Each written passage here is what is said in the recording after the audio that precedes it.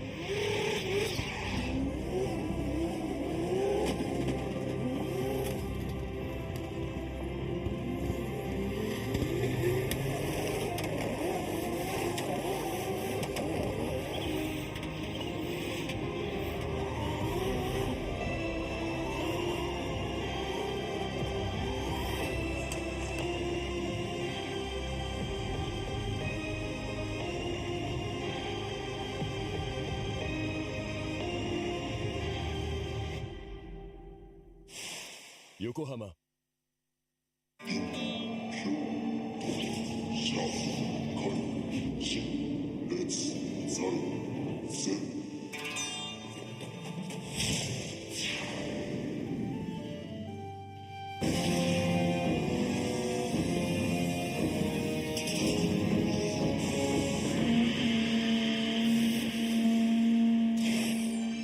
Ultimate lubricant.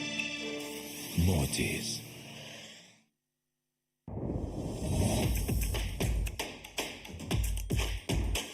The brightness.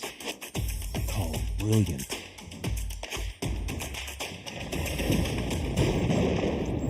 Valenti. What's up, guys? It's Frederick Gaspo, and I use RSR suspension on all my drift cars. I love RSR. Iyo RSR Ichiban.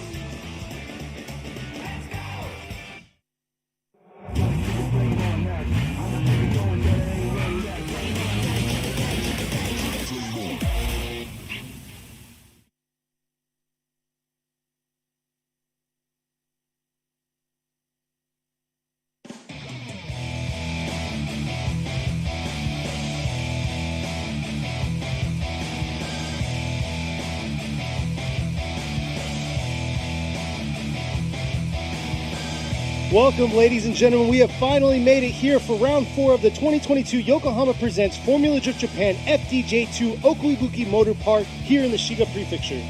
皆様ようこそ。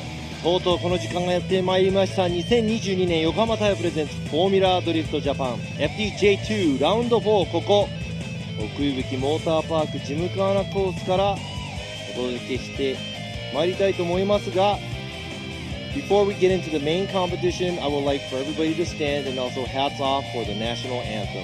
これから水槽トップ16トーナメントをお届けしてまいりますが、コース上に各マシンドライバーが整列しております。オープニングセレモニーを行いたいと思います。国歌斉唱です。ご起立、ご脱帽をお願いいたします。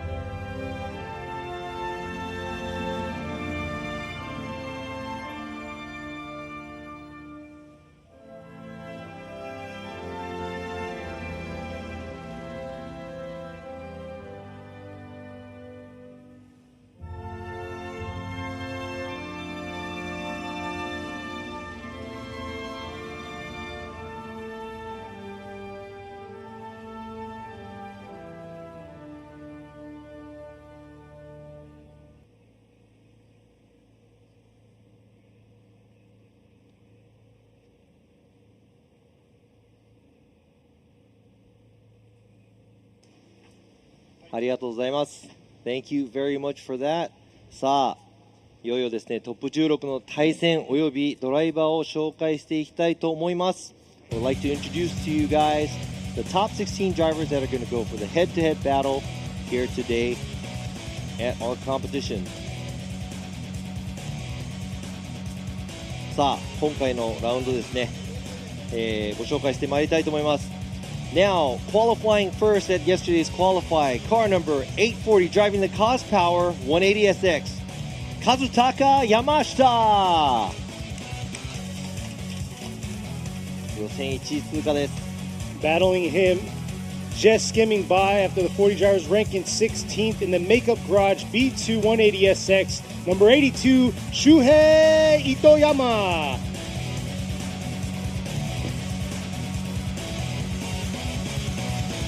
ベスト16、2つ目のバトル。The second battle of the top 16 is driven by car number 219, driving the worker C33 Laurel Hidehiko Sugita. Going against him in the wide body S15 in the red ace props, number 16, Kota Watanabe. 続いてはベスト16、3つ目のバトルです。Qualifying fourth in his Gun Sports Team Kyushu 180SX car number 56, Shigenobu Koga. Battling him in the wild-looking hair, ready to go wild on the tandem battles in the GH Racing R32 Skyline, number 115, Kiyofumi Hamada. 続いてベスト16、4つ目のバトル。ベテランドライバー、the veteran driving the Team HRK Rapid 86, car number 620, Hideo Hiraoka. Going against him, currently sitting second overall in points with the Tsubasa Shokai with hardcore R32 number 283, Tsubasa Nagasawa.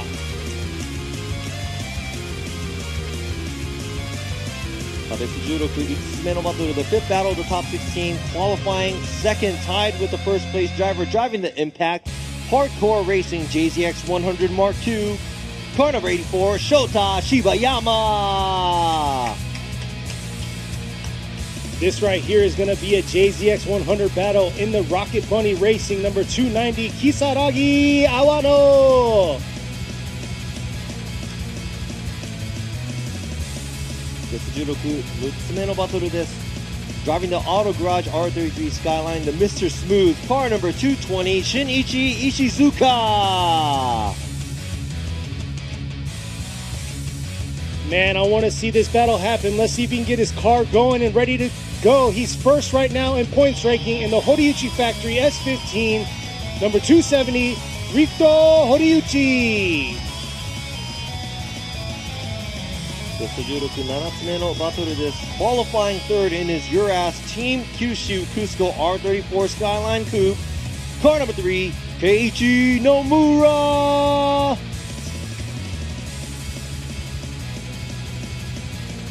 Going against him, beautiful car here, matching the weather right now in the OS Daikin Sonoko ZNA86, number 48, Tomoyuki Kitashiba.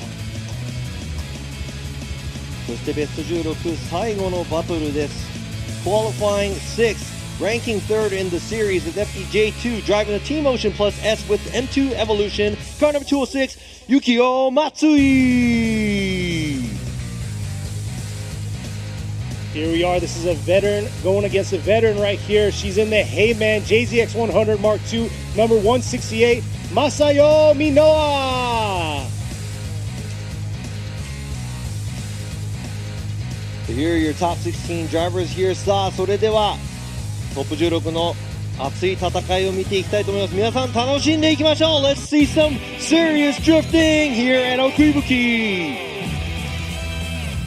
New track, some new drivers. I'm very excited to see how it's going to be, especially the way the weather has turned for us. We had a little bit of like rain, clouds coming in, but look at it now. Beautiful sunlight glistening off these beautiful cars.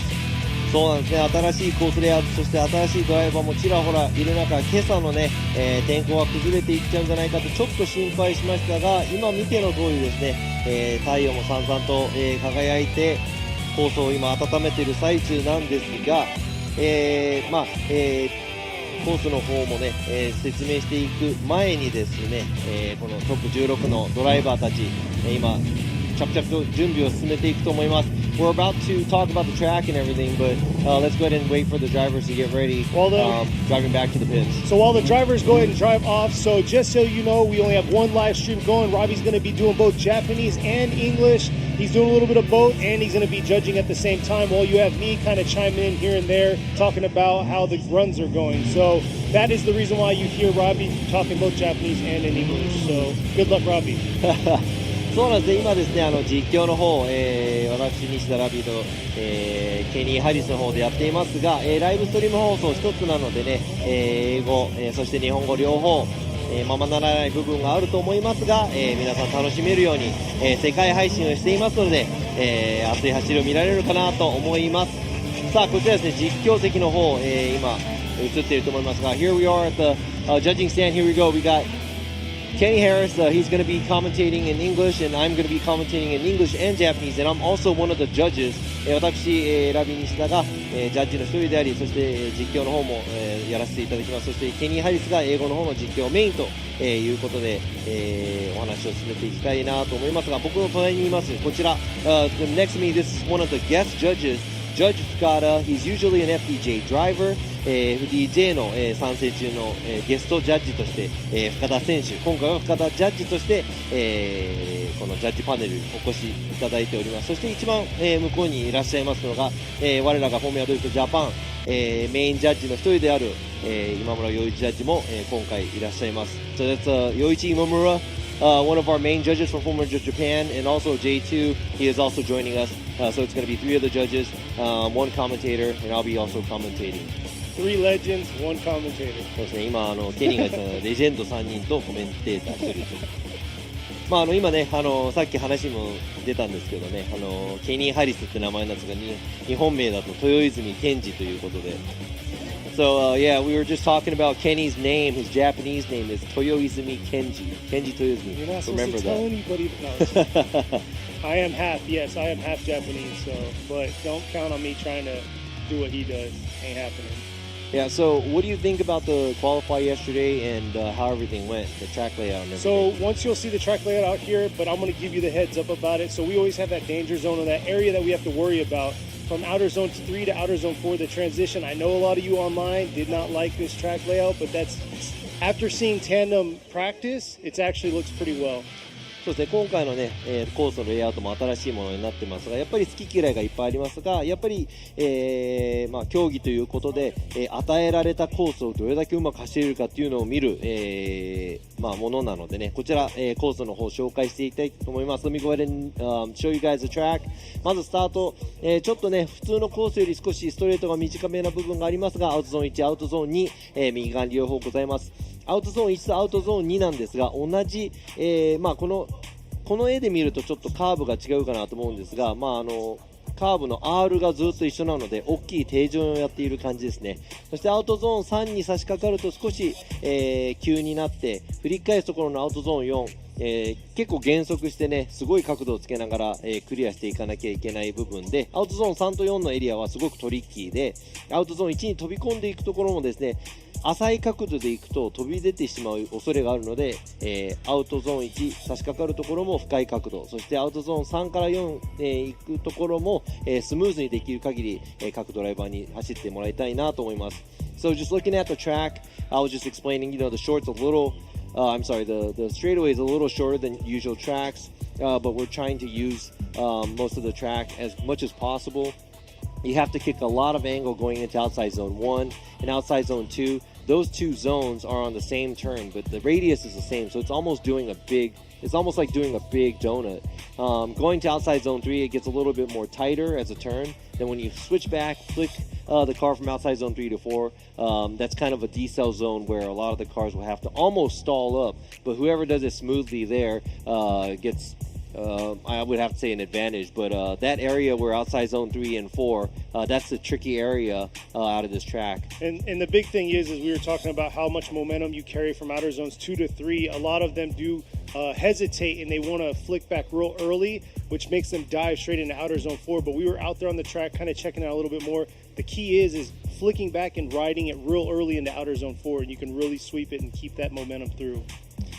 それではですね、フォーミュラドリフトジャパン FDJ2 なんですが、少し、説明させていただいている部分があるんですが、なんと、このシリーズは横浜タイヤさんのワンメイク、シリーズです。ワンメイクなので、アドバンネオバの、AD09 を全車種、使用しております。なので、このニュータイヤの使い方も、この先今日のね競技の中で勝敗を分ける鍵になるかなと思います。タイヤが全部一緒ということで、ドライバー全員やっぱり、グリップレベルが一緒ということで、ドライバーの腕、そして車のセットアップがすごく、重要になるかなと思っております。So that's this is a spec tire series here at FDJ2. All the drivers are using the Yokohama tire, Advan 8009s. That's the new one that's introduced at the beginning of this year. So depending on who can use this tire, the setup of their car, and the drivability of the drivers, that's going to differentiate who's going to be on top today or not.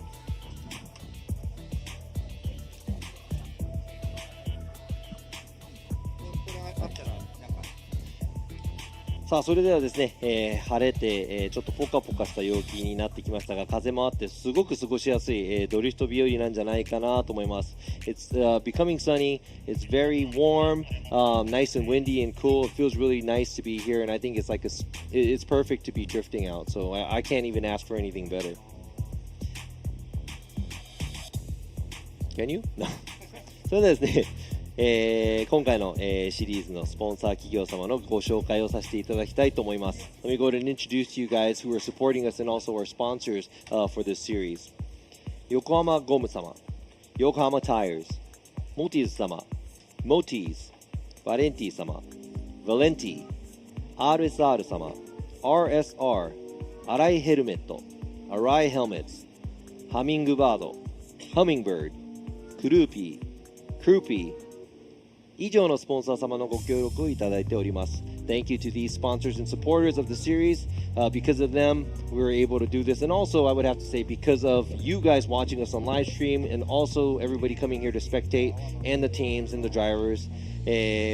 スポンサー様のご協力のもとなんですが、もちろんねライブストリームを、ご覧になっている皆様と、こうやってね今日お越しいただいている、皆様、そしてチーム、関係者の人たちもね皆様のおかげで、このシリーズ And speaking of series, so FDJ2 is the feeder series into the Pro Series. It started last year. We're on our second season here. So definitely phenomenal seeing these cars show up. And you guys saw earlier during the intro the different blend of cars and, you know, the own characters that they have for their cars. So it's pretty cool seeing that and seeing the difference between the Pro Series and these guys out here competing. いやでも本業ドリフトジャパンシリーズとやっぱり違ってね FDJ2 のシリーズだと車の、ラインナップがちょっと違ったり色合いが違ったりですね、若い元気がありそうなドライバーとかいろんなね違いが、出てくるのでそのシリーズ、FDJ1 そして J2 の方をね見比べるのもちょっと楽しい部分ではないかなと思います。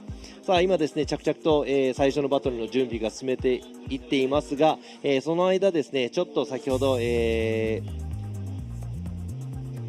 インタビュー VTR、ですね、ドライバーの一人注目したいドライバー、車両を、ちょっと皆さんにご紹介したいと思います。Let me go ahead and introduce to you guys a new driver that's in the series and a very interesting driver in the car. さあ気になるドライバーと車両を見つけたのでちょっとお話を聞かせていただきたいと思います。如月選手、今回初の、ベスト16進出ということで今の気持ちはどんな感じですか？はい、やっと日曜日皆さんの前で走ることができます。とってもワクワクしてます。楽しみです。ちょっとですね、この車すごく派手でかっこいい車なんですが、ちょっと車のスペックとか馬力とかちょっと教えてもらっていいですか？はい、これですね、2J です。で、今馬力は600弱ぐらいなんですけど、前からちょっとレスポンスあんまり良くないなっていう悩みがあって今回TM ラボさんでセッティングをしていただいてでそれで今600弱ぐらいの馬力になってるんですけどもうすごく乗りやすくなってめちゃくちゃ楽しい車です今。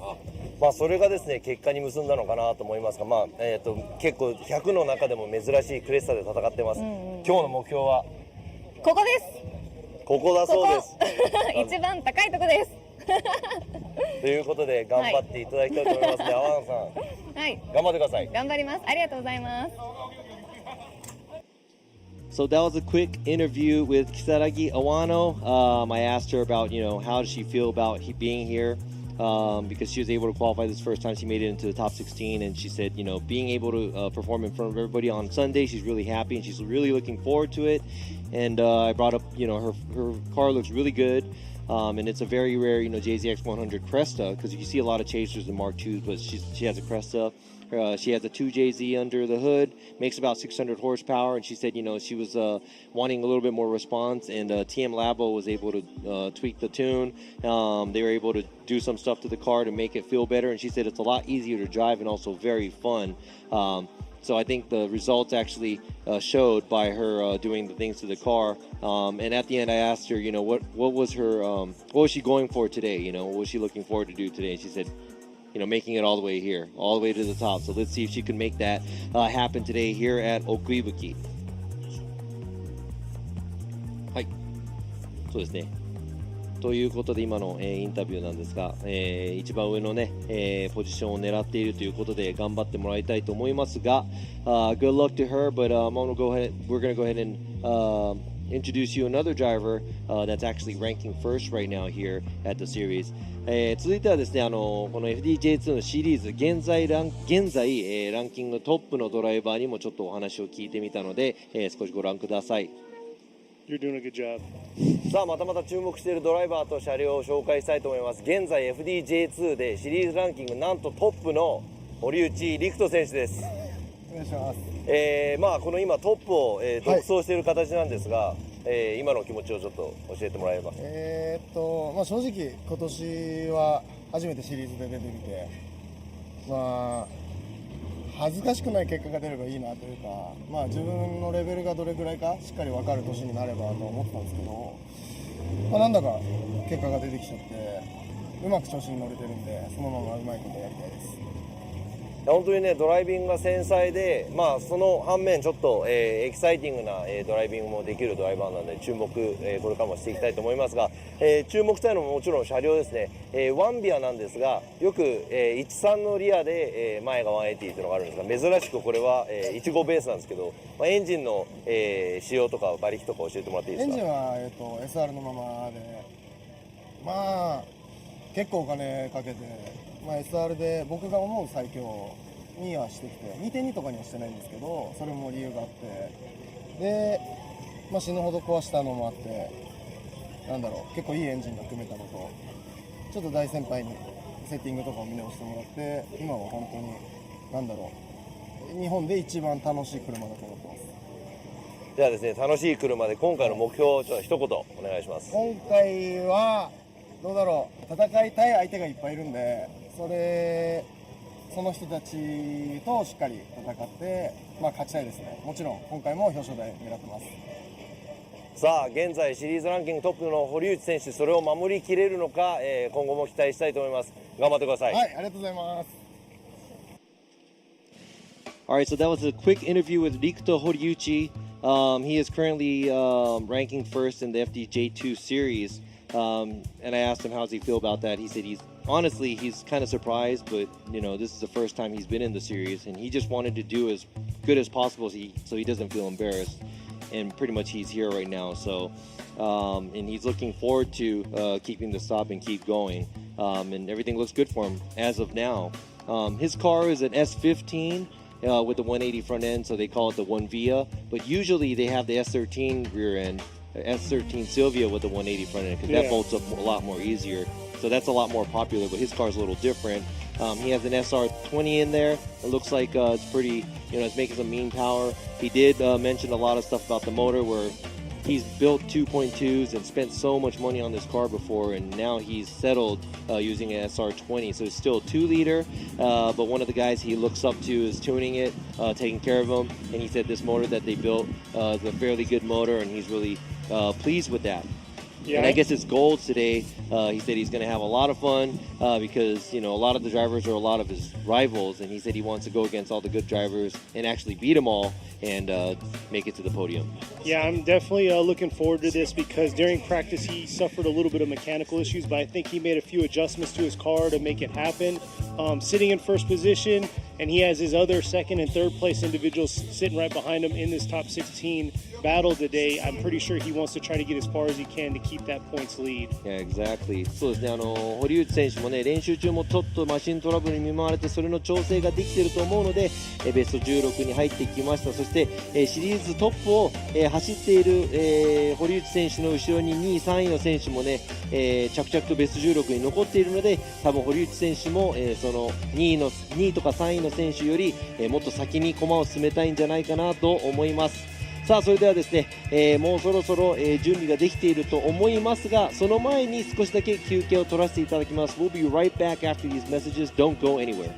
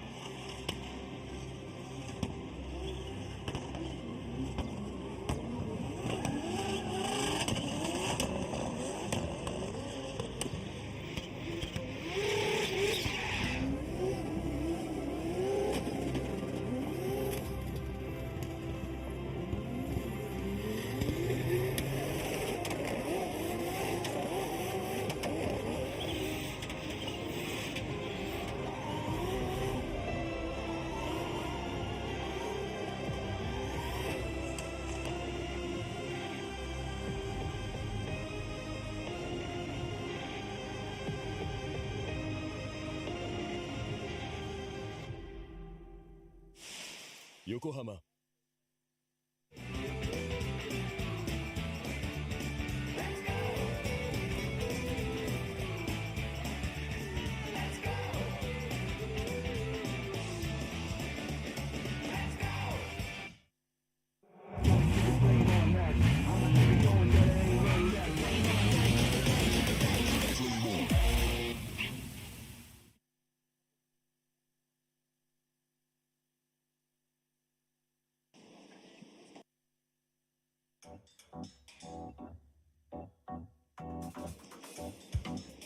And we're back here, about to start this round 4 here at Okuibuki Motorpark for the 2022 Yokohama Presents Formula Drift Japan FDJ2 Series.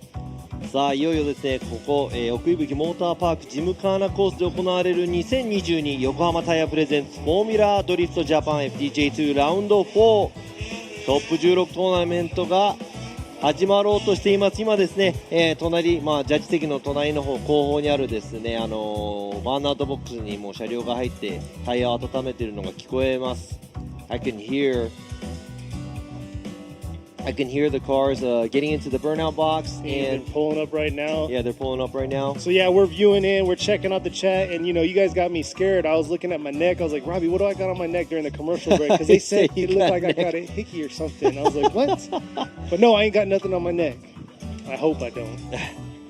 But looks like these two are ready to go and battle this out. Let's see how exciting it's going to be. Our first battle of top 16. さあベスト16最初のバトルになります。先行がカーナンバー840山下和孝選手、後追いはカーナンバー82糸山修平選手。 Now leading is going to be Kazutaka Yamashita versus Shuhei Itoyama. First battle of top 16. It's a 180 battle, SR versus VR38. We're going to see how this is going, see if power is going to be an issue, but this is a very tight course, so I don't think power is too much of an issue out here. さあ 180SX 同士の対決、1台は SR、1台は VR、パワーの差が出るのか、ちょっと小さめのコースなのでそこまでパワーの差は出ないのかなと思いますが、どういうバトルをしていくか。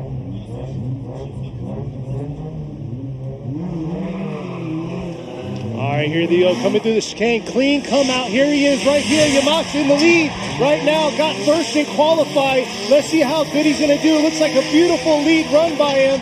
And right there, Itoyama trying to keep that close proximity. And right here's where he's got to dial it in through outer zone 4. And overall, not bad. It looks like Itoyama is just struggling a little bit with the power and trying to catch up to him, even though I just said it's not going to be an issue. Eat my own words. There you go. It usually happens. さあ1本目のバトルですね、さすが、予選1位、通過した山下選手、外のラインギリギリ、そしてですね糸山選手も結構アウト、ラインギリギリの方にね最初の方寄っていましたが、だんだんラインがずれてきまして、そんなに遠く後ろにはいなかったんですが、ちょっと、チェイスの車の方が糸山選手の車の方が少し角度が浅めかなという部分がありました。さあこちら、ドローンの映像です。 Looking at this, obviously Yamashita knows how to run his lead run. He qualified first, and right there Itoyama trying to keep the proximity, but looks like he's a little bit more shallow and a little bit on a shallower line overall after outside zone 1. So let's see what's going to happen when they switch places. さあ入れ替えてどうなるか。今度は、糸山選手が先行、山下選手が後追いとなります。 So here we are. Tables have been turned. Itoyama's going to be in the lead while Yamashita is going to be in the chase. Itoyama's got to throw down a solid lead run here. さあ糸山選手がね今度は先行になったので、先行でどれだけいい走りができるかというのも見ものです。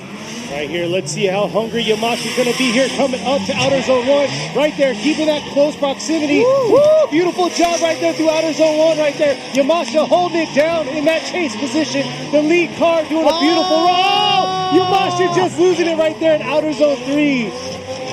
Oh. うわー、ちょっとリプレイを確認しないといけないんですが、Man, I hope he just didn't throw it away. いやー、今のはすごくいいバトル。 That was a very beautiful battle that happened right there. さあリプレイもう一回検証したいと思いますが、先行行く糸山選手、ちょっとアウトに寄りすぎてタイヤが1本出てしまっている部分がありますが、そのすぐ後ろ山下選手、いい距離感、そしてこちらですね、アウトゾーン2を通過するところもいい距離感、そしてその後アウトゾーン3に行く。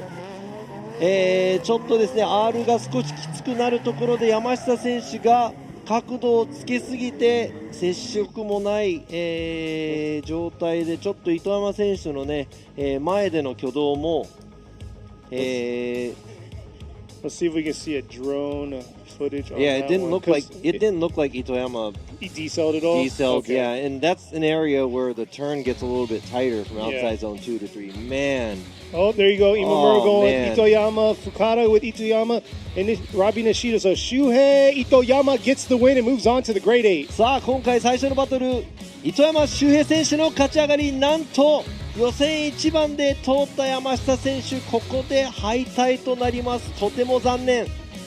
次回に期待したいと思います。さあ続いてベスト16、2つ目のバトル、Second Battle Top 16。先行 Car No. 219、秀彦杉田。後追いが Car No. 16、コータ渡辺。All right, Sugita right there in the C33 Laurel going against Watanabe. Let's see right here, Sugita coming real aggressive into outer zone 1 right there. Nice job, but man, Watanabe's got to close that proximity gap there. Sugita doing his thing, breezing through all those zones, and here he is finishing strong through outer zone 4. But man, looks like Watanabe just struggled to keep that proximity. とりあえず杉田選手の先行だと、先行のラインがですね、アウトゾーン取り切れてない、ちょっと浅めでアウトゾーン1、なんとボックスにも入らないという、ライン取り、アウトゾーン2もですね、微妙に入ってるかなというぐらいかなという感じです。アウトゾーン3通過する部分も少し浅めかなと。渡辺選手は、もうちょっと、追い込みたいかなという部分なんですが、先行の走りになるだけ合わせようとしていたところ、ちょっと詰めきれない部分もありました。さあ入れ替えてどうなるか。次は、渡辺選手が先行、杉田選手が後追いです。Yeah, it looks like Sugita wasn't filling the zones and he wasn't doing the job the lead car is supposed to do, but at the same time Watanabe was supposed to fill the gap a little bit more too. Exactly, and here we are right here. Watanabe in the lead position, coming in real aggressive. Here it is. Sugita's got to keep that close proximity throughout this chase right here. And it looks like he's giving a little bit to Watanabe on that lead. Watanabe doing his little dance here, swinging. Oh, huge correction right there, entering into outer zone 4. And we'll see what the judges have to say about that right there for the lead run. But good job by Sugita adjusting himself, leaving that outer zone 3. さあこちら今度は渡辺選手、アウトゾーン1きっちり取れて、すぐ後ろにですね杉田選手、追い込もうとしていますが、全体的に見ると渡辺選手のラインでいうとアウトラインを全部取り取って、全部なんだっけトレースできている感じはあります。そして杉田選手もね、後半の方アウトゾーン3、過ぎてから、近寄る形になるのでさほどすごく近い場所にもいませんでした。Didn't look like Sugita was too close to him either, but at the same time Watanabe looks like he was doing a better job as a lead car too. All right, Imamura is going to go with Watanabe, Fukada going to go with Watanabe, and Robbie going with it one more time. So Kota Watanabe gets the win. So that looks like Imamura and Fukada went with evaluating Watanabe's lead run, which was a better run. So great job by渡辺。今回、勝ち上がりが渡辺選手、おめでとうございます。ジャッジ2人はですね、多分先行の走りを、高く評価した部分があると思いますので、今回渡辺選手が、勝ち上がりとなります。杉田選手、今回は残念ながら、ベスト16敗退となります。さあ続いてのバトルです。The next battle is、先行車両 Car No. 56重信古賀、後追い車両 Car No. 115清文浜田。さあどんなバトルになるのか。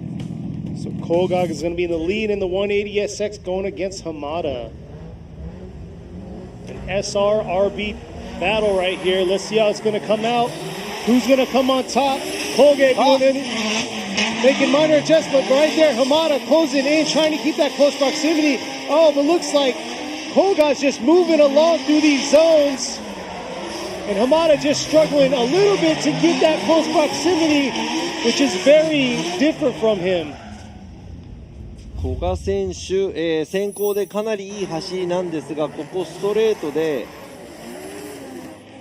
シフトミス、ちちょっとこれは大きいですね。やはり先行の車両としてはスムーズに、走行しなきゃいけないんですが、後追いの車両にちょっと響くとですね、やっぱり振り出しの場所とか、そういう部分で響く可能性があるのでね、そこも評価の一つ、として考えていきたいと思います。Right here, it looks like that was a slowdown on the straightaway. It looks like he couldn't get it into gear. Koga actually missed a gear or something, and he had to get back into it. Luckily, he was able to go, but that could actually affect the chase car's straightaway run up too. So, but I would have to say, other than that, Koga did a great job on the outside lines, and I think Hamada was just doing what he can as the chase car. さあ、今度はですね入れ替えて浜田選手が先行、古賀選手が後追いとなります。So let's see here, Hamada is going to be in the lead this time, while Koga is going to be in the chase. But like you were saying, yeah, pulling up to this outer zone 1, definitely coming in the straight, that's going to mess with the start of your line and how you're going to affect you throughout the course. And here it is right here, Hamada coming through, making it happen early on in the outer zone 1. Koga doing his thing, beautiful job there with the proximity, closing it, dialing it in, coming into outer zone 3. But too much right there through outer zone 2. It had to make a huge correction, leaving outer zone 2 to outer zone 3. さあ今のですね浜田選手先行ですごくいい走り、アウトゾーンいっぱいいっぱい走っています。そしてその後を追う古賀選手もかなり近いところでずっと接近しています。しかしこのアウトゾーン2を過ぎたあたりですね、ここちょっと、何かが起こったのか古賀選手ラインを外し、浜田選手の後ろからちょっと消える、一場面があります。さあこれがジャッジの、判定にどう影響するか。 Is that going to affect the judges' call? That was a huge mistake made by Koga, leaving outside zone 2. You always remember we're going to go with Hamada. Haraya Fukada going Hamada. So Koifumi Hamada gets the win. Trying to get that out there. You're trying to say Kiyofumi Hamada. さあ浜田清美選手、今回勝ち上がりおめでとうございます。古賀選手残念ながらベスト16で敗退です。次回頑張ってもらいたいと思います。さあ続いてのバトルです。先行のドライバー Car No.620 秀夫平岡 vs 後追いのドライバー Car No.283 翼長澤。さあこの2人のバトルちょっと楽しみです。I'm looking forward to this battle. This is going to be a very exciting battle between the two. And Nagasawa, he definitely upgraded since last event or the prior event. He's got a 2J now, so both 2J cars here. Let's see how they're going to perform. Hidalgo in the lead position. Oh, looks like we have a possible pylon touch. これは Keep in mind, you can see the flashing light right there at the end. これもうリスタートなんで、この走行はちょっと、ノーカウントということですね。これは、赤旗。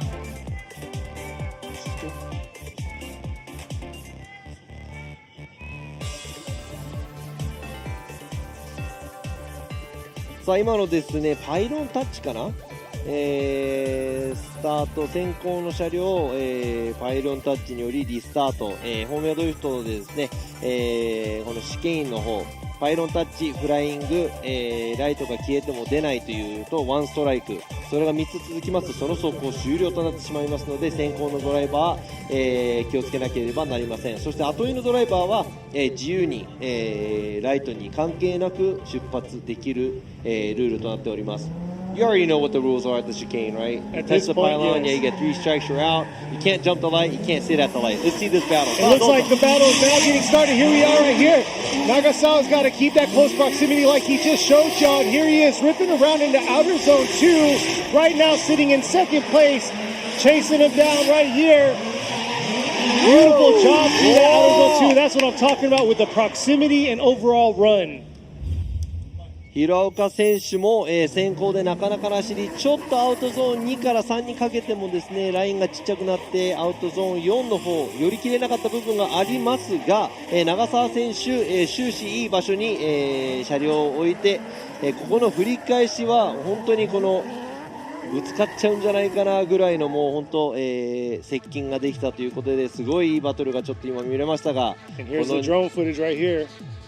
この2人のバトル入れ替えてどうなるかがすごく見ものです。Right there I was explaining about Hiraoka running a slightly shallower line at outside zone 2 and also outside zone 4 doesn't make it all the way out to the outside, and I would have to bring up Nagasawa keeping pressure the whole time. I like the way he did that, going from outside zone 3 to 4. Adjusting himself to the lead car. さあ入れ替えて今度は長澤選手が先行、平岡選手が後追い。 Now we're going to change this up. 長澤 is going to be leading, 平岡 is going to be giving chase. Just like Robbie said, this is going to be an exciting battle. And here it is. Tables are turned now. Let's see how Nagasawa's going to do on his lead run. It looks like he's ripping into outer zone 1 right there. Nice job. But man, look at that chase coming in, closing in on him just like he did on himself. And here he is ripping around to outer zone 3. Little shallow there in outer zone 3 and outer zone 4. But both cars kind of made the same area of adjustments like each other. ちょっと似てる先行なんですが、先行と先行、後追いと後追いを見ていくとですね、こちら、両者同じような先行後追いのこのアウトゾーン1の部分、そしてこちら長澤選手アウトゾーン2も3も寄り切れずというところ、4もですねちょっとアウトに寄り切れない部分があるので、先行の車両としてはちょっと全体的にアウトゾーン1を過ぎてからラインがちっちゃいかなといった印象。それに対して平岡選手はですねずっと後ろでプレッシャーをかけ続け、終始、いい場所に車両を置いているみたいなんですが、 Definitely a tough call for these judges. I have my own thoughts, you know, because I can watch these guys all day long go. So まあね、ケニーも、自分でね僕はこう思うということも多分あると思うんですが、一応実況なので個人的な意見はlike keep your personal thoughts to yourself. Hey, I'm talking to the crowd. Yeah. So we'll see what the judges have to say, waiting for the results.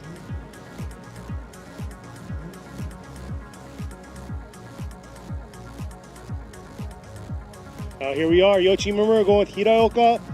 Gotta go with it one more time, and Robbie Nishida going with Hiraoka. So Hiraoka gets the win. さあ今回は平岡選手が勝ち上がり、残念ながら、現在シリーズランキング争いをしている長澤選手、ここベスト16で敗退です。先行のね長澤選手と平岡選手の走りでいうと、平岡選手の方が少しアウトゾーンに寄り切れている部分が多々あったというのが、多分今回の勝敗なので、次回長澤選手にも頑張っていただきたいと思います。さあ続いてですね、ベスト16、5つ目のバトルですね。 5th battle top 16、先行 Car No. 84ショタ柴山、そして後追い Car No. 290如月阿波野。さあこのバトルも見ものです。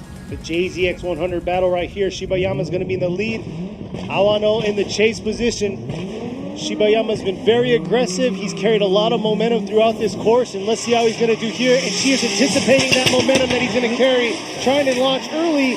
Looks like taking a shallower line right there on the chase to keep that close proximity. But right there, look at that. Beautiful job in the outer zones 2 and outer zones 3. Oh, too much for her in outer zone 3.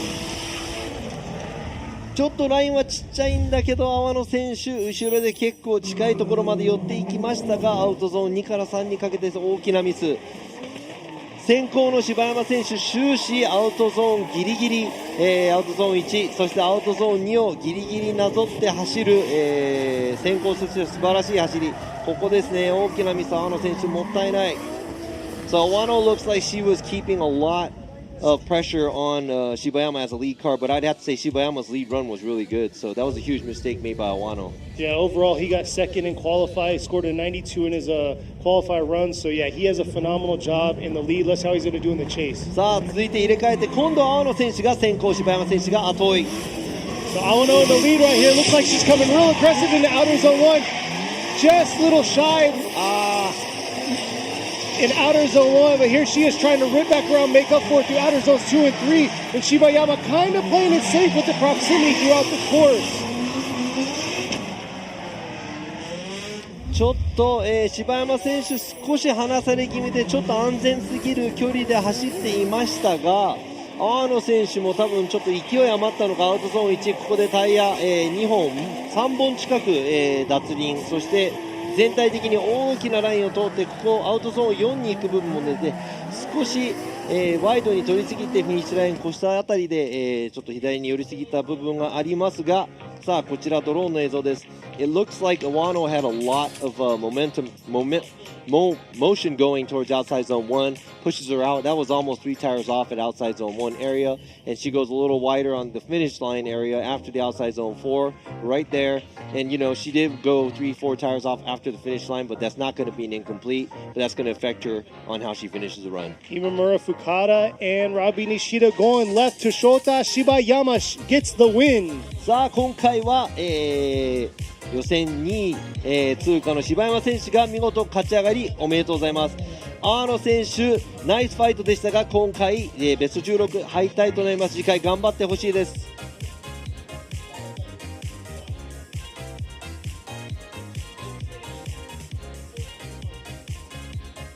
さあ現在ですね、ちょっと消えかかっている部分、コースの修正を、コースの皆さんコースワーカーの方に、していただいています。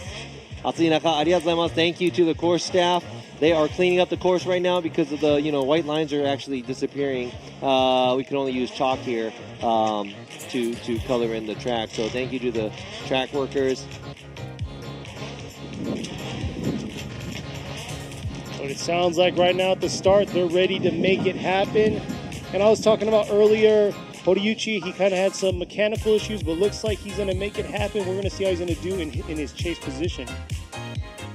さあ今現在、スタートラインにもついている選手のお話したいんですが、現在ランキング1位の堀内選手も、練習中にちょっと車両トラブルを抱えて、それをなんとか今カバーしながら走るようになっているので、どんな走りになるのか。そして今ですね上空の方から見えます右側の車両、堀内選手、そして左側の車両 R33 スカイライン、クーペの石塚選手、そしてねもう仮定なんですが石塚選手はもう本当ミスタースムーズというぐらい、スムーズな走りをするんでね、 I'm gonna call him Mr. Smooth because he does drive like that. Wonder what if he got his sushi last night. Oh, I don't know.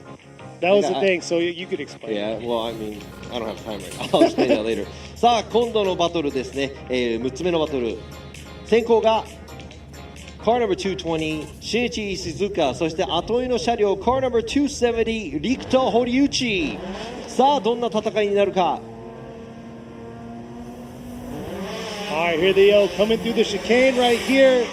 Ishizuka in the lead, look at that, coming in real hot in the outer zone 1, and Horiuchi trying to make up right now, closing that proximity. Ishizuka doing a nice job through those zones, coming around the outer zone 4, just able to adjust himself, but I must say Horiuchi kind of kept that safe proximity throughout the course. さあ後追いの車両、堀内選手ね、同じような距離感で、全体的に走ってます。そしてここ石塚選手スムーズな走り、アウトゾーン1は寄り切れたんですがアウトゾーン2こちらちょっとですね離れてるかなと思います。アウトゾーン3はうまくなぞれたんですがアウトゾーン4も半分以上は取り切れてない、先行の走り。さあこちらドローンでの、映像です。やはりですねよくベスト16とか、FDJ でもベスト32を見ていくとやはり傾向でいうと先行の車がちょっとアウトに寄り切れないっていう部分がよくあるのでね、じっくりとアウトラインを走っていただきたいと思います。I would like to see a lot of outline, outzone running action. Even though if it's top 16, you don't want to run away from the chase car. さあ今度は入れ替えて、堀内選手が先行、石塚選手が後追いです。Now let's switch this around, see what's going to happen. Here we are, let's see how Horiuchi's going to be doing here in the lead position, coming up here to outer zone 1, and Ishizuka trying to early on keep a close proximity to him. But there you go right there, Horiuchi just doing his thing, ripping and making it happen here to outer zone 3. Nice job filling those zones, and just able to adjust his car to get to the outer zone 4.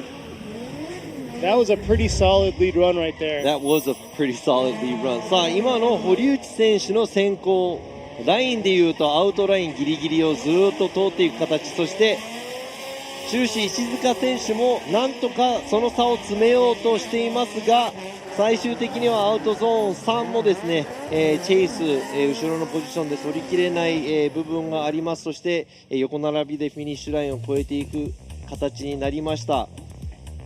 ささあ、ドローンの映像だともっと分かりやすいかなと思いますが This is probably easier to see where Horiuchi is filling the zones, doing what a lead car is supposed to do. Ishizuka right there, cheating the line a little, doesn't even make it out to the outside zone 4. So I would have to say, looking at the lead to lead, chase to chase, you might already know what's going to be happening here. All right, Yoichi Mura wants a one more time. Tadayuki Fukada got a one more time. So it looks like we're going to see a one more time battle between these two drivers. さあ、今のジャッジですね、ワンモアタイムとなります。そして石塚選手、堀内選手、もう一回、肩をつけてもらいたいと思います。さあやはりですね今の、先行と先行後追いと後追いを、比べた結果ジャッジの方ではですね多分もう1回が一番ふさわしいんじゃないかと、僕もね、そう思いますので、もう1回やってもらいたいと思います。さあ続いてのバトルです。 Next battle is car number 3 Keiichi Nomura versus 後追いが car number 48 Tomoyuki Kitashiba。Nomura is going to be in the lead position. This is his first event here competing at FDJ2. Been doing a phenomenal job both in practice and he did a good job in qualifying. Let's see how he's going to do in the lead position going against Kitashiba. さあ今回、初出場ということで、野村選手先行そして、北芝選手今年からニューカー導入とBrand new build from the Ebisu round. Oh, looks like they got a pylon touch. Yeah, this.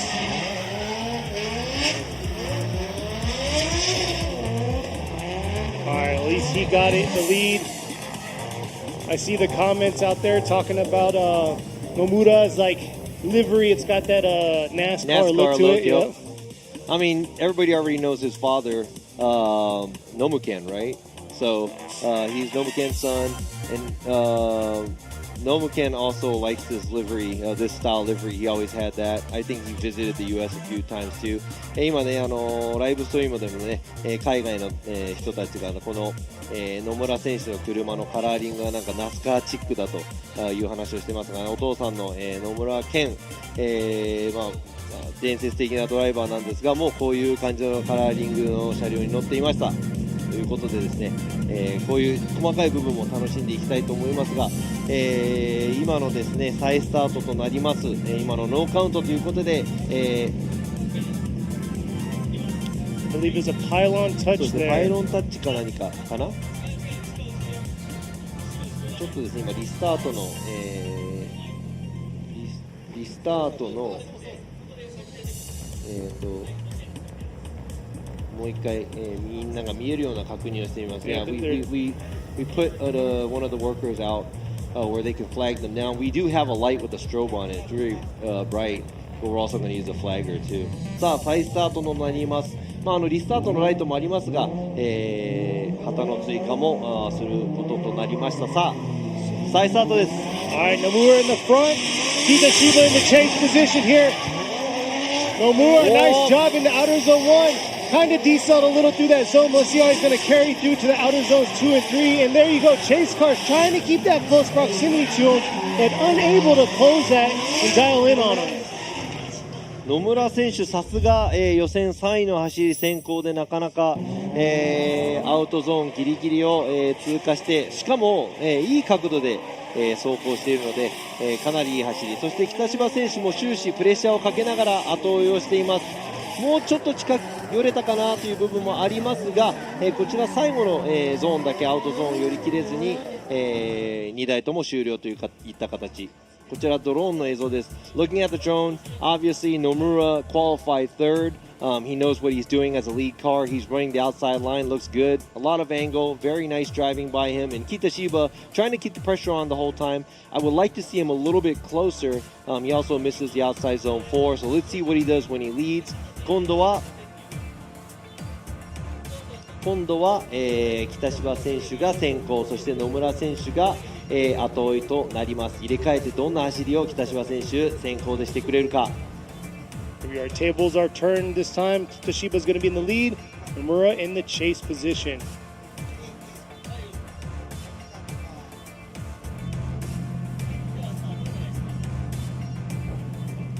Looks like the drivers are getting the green light. Here we are, the second part of the battle. Let's see how Nomura's going to do in the chase and see if he can keep that close proximity to Kitashiba. Here they are coming up to outer zone 1. Kitashiba doing a nice job adjusting just a little bit, entering into outer zone 1. But right there, Nomura doing a beautiful job on that proximity, dialing his car in, trying to dial into that left quarter panel, switching back around to this outer zone 4. Oh, and some contact right there. A little bit of a stall and some contact coming through the finish.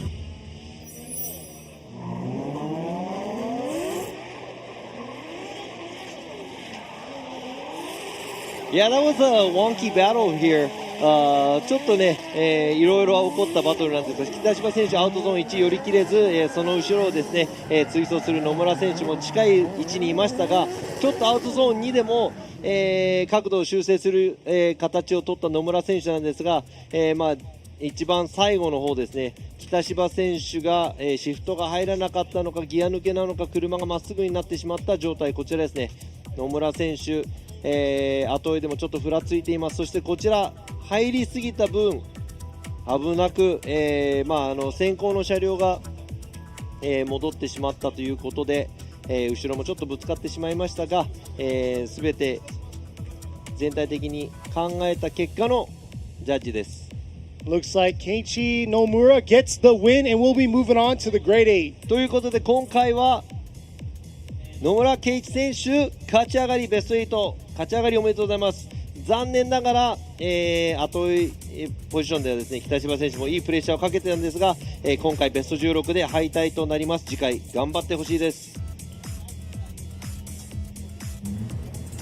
さあベスト16最後のバトルとなります。 The last battle of the top 16.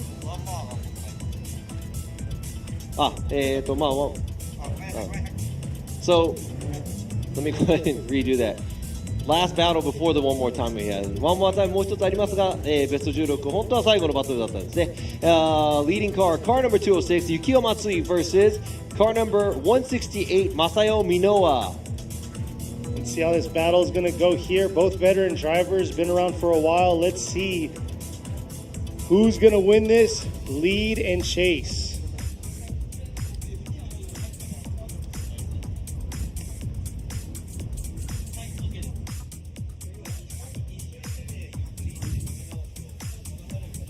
So you can see right there, Nomura's car is getting towed. We'll find out a little bit more about what's going on.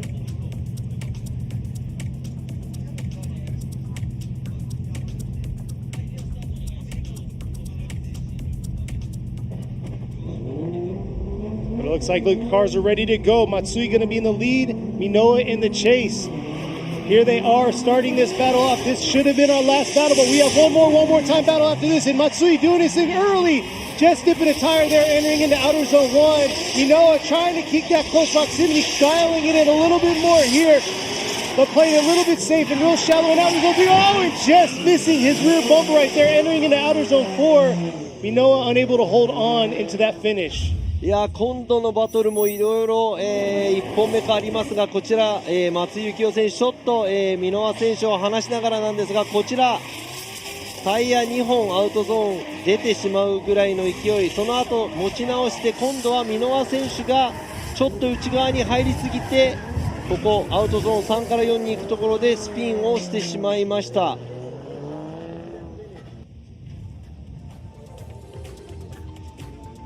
さあ今度は、入れ替えて松井選手が後追い、箕輪選手が先行となります。So this time Minoa is in the lead, Matsui in the chase. Anything can happen. We've seen it all season long. So we'll see how she's going to do in the lead and see if Matsui can give a good chase with close proximity.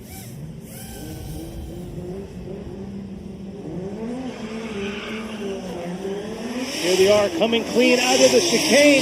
Minoa coming in real aggressive into outer zone 1, but Matsui right there on her rear quarter, dialing it in here. Nice lead run so far. Beautiful job through outer zone 2 and outer zone 3. Let's see this transition through outer zone 4. But man, Matsui keeping it, the pressure on the whole run. いや今のですね、フィニッシュラインを越えるところでちょっと左に寄りすぎている部分はありましたが、全体的に、両者素晴らしい走り。ここ、先行箕輪選手タイヤは出たもののずっとアウトラインいい角度を保ちました。そしてそのすぐ後ろにですね松井選手プレッシャーをかけながら、走っていきますが、さあこれがですね松井選手が先行を走っているところ、後ろでスピンモードになってしまった箕輪選手の、走行をひっくり返すことができるくらいの、走行だったか。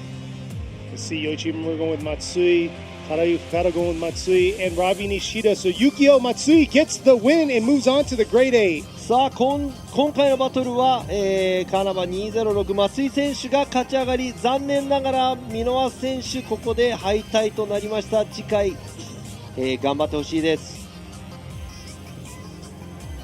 さあ、本当の、ベスト16の最後のバトルとなるのか、ワンモアタイムのバトル、石塚選手先行、堀内選手が後追いです。Now let's see, this may be the last battle of the top 16 here. Ishizuka is going to be leading Horiuchi.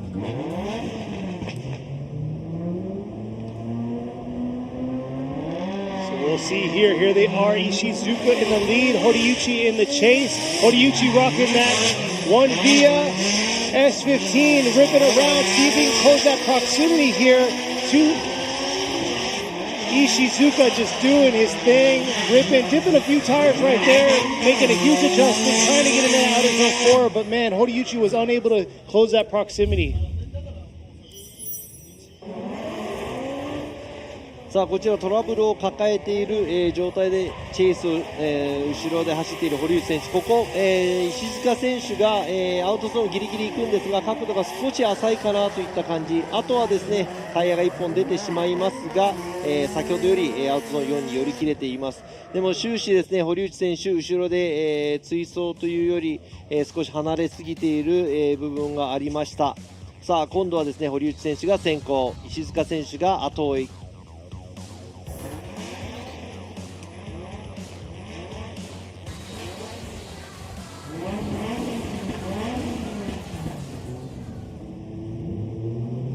We'll see here. Tables are now turned. Horiuchi's in the lead. Here goes Horiuchi.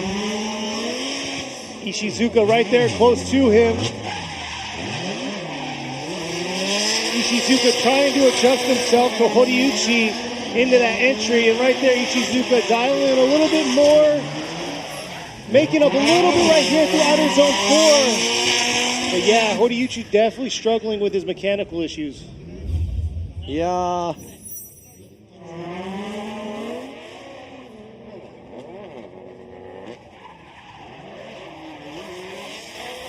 今のはちょっとストレートで5速に入ったんじゃないかなというぐらい、もしかしたらシフトミスか、ミッションにトラブルがあった堀内選手ですが、終始アウトラインをちょっと取りすぎてずっとタイヤ1本出てる、感じで走っていました。石塚選手その後ろへ、プレッシャーをかけ続け、さあYoichi Imura going with Ishizuka, Tadayuki Fukada, Ishizuka, so Shinichi Ishizuka gets the win. さあ今回のバトル石塚選手勝ち上がりおめでとうございます。なんとここで、シリーズランキングトップの堀内選手がベスト16で敗退、マシントラブルを抱えながらなので次回、期待して、見ていきたいと思いますが、さあここでベスト16のすべてのバトルが終わりました。 Now we're done with all the top 16 battlesということで少し休憩、させていただきたいと思います。少し CM を、皆さんご覧ください。 We're going to take a short break.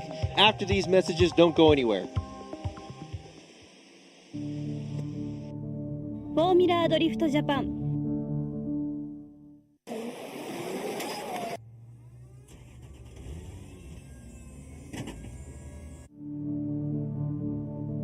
フォーミュラードリフトジャパン。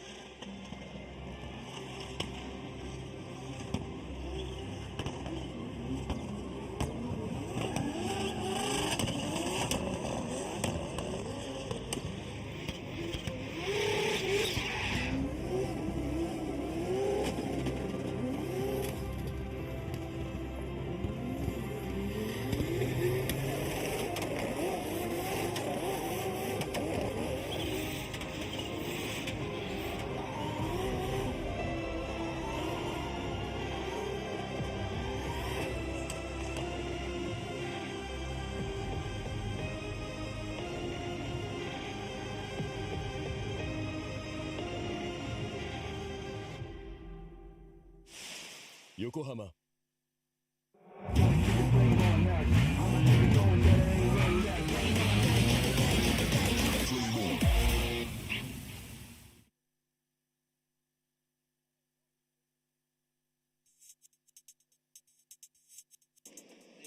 And we're back. We just wrapped up this top 16 battles. Here we are in the grade 8 for the 2022 Yokohama Presents Formula Drift Japan FDJ2 Round 4 here at Okuibuki Motorpark.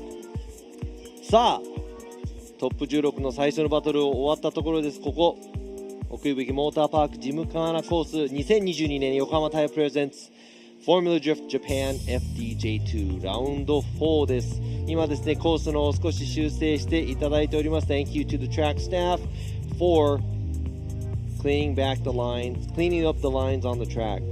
さあこちらコースですね。もうブラックマークが見えるところ、やはりですね濃いめになっているところがアウトゾーン。 As you can see from the top of the drone view here at the track, the darker area where you see the tire marks, that's where you're supposed to be. That's where the rear is supposed to be because you want to run the outside line through these boxes that you see. But here you are back here. As you can see on the top, it's Yokohama Tire Presents Spec Tire Series One Make Tire シリーズ、こちらですねバナーも横浜タイヤさんのバナーがありますが、こちらジャッジ席、私ラビー西田、そして、隣にいるケニー・ハリス、そして左側隣にいる、深田ジャッジ、いつもはドライバー、今回ゲストジャッジ、そして一番向こうにいらっしゃる、今村洋一ジャッジと、3人のジャッジでお送りしていっていますが、we're back here at the judging stand. As you can see, Kenny Harris right here, me commentating, also one of the judges, Robbie Nishida. Next to me is Mr. Fukada. He's one of the FDJ drivers, guest judge this time, and Yoichi Momura all the way to the left, one of our main judges for FDJ and J2. And right behind Imamura, we see Mr. Iwata. He's the CEO of FD Japan. 奥にですね、岩田代表が、FDJ、MAC 代表の岩田代表がいらっしゃいますが、さあ、ジャッジ席から見渡す限り、今スタート地点に、車両が並んでいます。Looks like the cars are lined up ready to go to start the top 8 here at Okuibuki. This is going to be an exciting one. さあ、ベスト8最初のバトル、先行が Car No. 16 コータ渡辺、そして後追いが Car No. 82 周平糸山。さあLet's see how this battle goes. I'm gonna start having you intro me as like your side. I mean, I'm not really a commentator right now. I'm more of like a. Yeah, you are. I'm translating what you say. I'm conversating with you. No, you have to. No, he's doing a phenomenal job. Hands down to Robbie, holding it down, making it happen. Okay, so do you want to see cars run more, or do you want to see me talking more? I'm pretty sure everybody wants to see more drifting. さあ、here we are right now. Watanabe in the lead, Itoyama in the chase. Itoyama closing it in right there on that proximity. Diving in right there a little bit, surging in and out. Let's see if he can surge a little bit more in and make it closer here through outer zone 4. さあ今の走り先行渡辺選手ライン的には結構アウトギリギリの方全体的に走っているかなと思いますが、ちょっとですねここもアクセル入れるのが、ちょっと遅めかな、少し浅めなんですが、先行の車としてのライン取りは、十分だと思います。そして糸山選手も終始後ろでプレッシャーをかけながら、走行していますので、これで入れ替えてどんな走りになるのか、こちら、ドローンで見ると、お互いどの、ラインでどのくらいの角度か、ちょっと糸山選手の、アウトゾーン1を見ると少し角度が浅いかなといったところ。As you can see, overall looks like Watanabe is running the outside line, but he doesn't have that flare where he's throwing a lot of angle. Itoyama looks like he's giving him good enough pressure, a little bit shallow on the outside line at the outside zone 1 as a chase car. Now let's see what's going to happen after these cars change places. さあ今度は糸山選手が先行、そして後追い渡辺選手です。So here we go. Itoyama is going to be in the lead right there in the yellow 180SS, rocking that Rocket Bunny kit, going against Watanabe. Also the Rocket Bunny kit. Yeah, also the Rocket Bunny kit. Let's see how it's going to go here. Both SRs, here they are coming through. Itoyama in the lead right there. Nice job through outer zone 1. Looks like he tipped the tire, though. Coming into outer zone 2, right there on the line. But man, Watanabe trying to keep that close proximity. A little bit hesitation there left from outer zone 3 to outer zone 4 transition. さあ、今度はですね糸山選手が先行、なんか似たような、渡辺選手の先行と似たような、走り、ちょっとアウトゾーンギリギリといった、ところなのかな、ちょっと出てるのかな、出てないのかなっていう感じ。後ろの渡辺選手も糸山選手と同じぐらいの距離感を保って走っています。こちら、ドローンの映像です。It looks like it's just different color cars changing places because it looks very, very similar. And the way the chase car is where Watanabe is chasing Itoyama, it looks very similar to when Itoyama was chasing Watanabe as a chase car and a lead car. Not a huge difference in both the cars, but let's see what the judges had to say. さあこちら、お互いですね、お互いちょっと差があんまりないかなといった走りなんですが、小さな差を、ジャッジの方でも見ていきたいと思いますが、We'll see here who is the winner on this S chassis battle right here. さあ 180 か S15 か。さあ Looks like we got one more time, two one more time. So it look like we're going to see a one more time battle between these two. さあ今のバトル、渡辺選手、糸山選手、ワンモアタイム、ベスト8最初のバトル、なんとワンモアタイム。さあお互い白黒はっきりつけてもらいたいと思いますね。I want to see black and white, who's going to win that battle. They're going to do it again. Let's go on to the next battle. さあ続いてのバトルです。先行が、カーナンバー620秀夫平岡 vs カーナンバー115清文浜田。さあ浜田選手後追い、平岡選手先行。Hamada in the chase position, Hiraoka in the lead.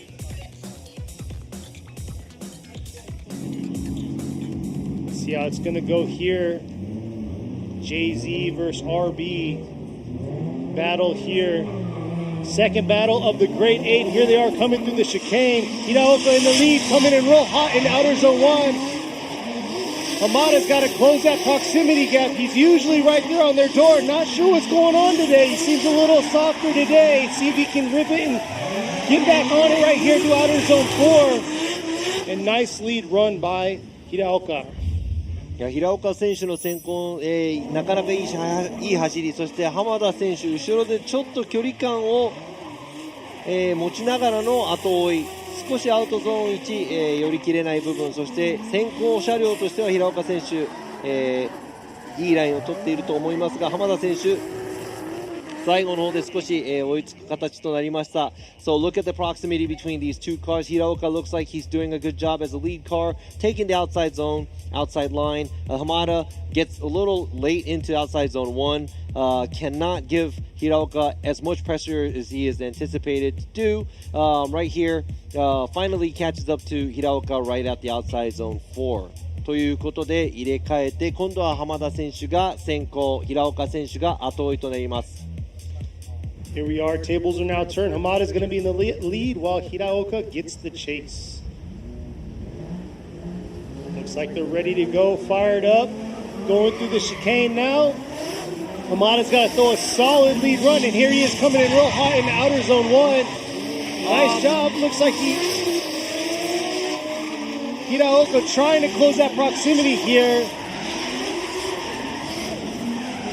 Real hard with that flick coming around to outer zone 4. Not the cleanest chase.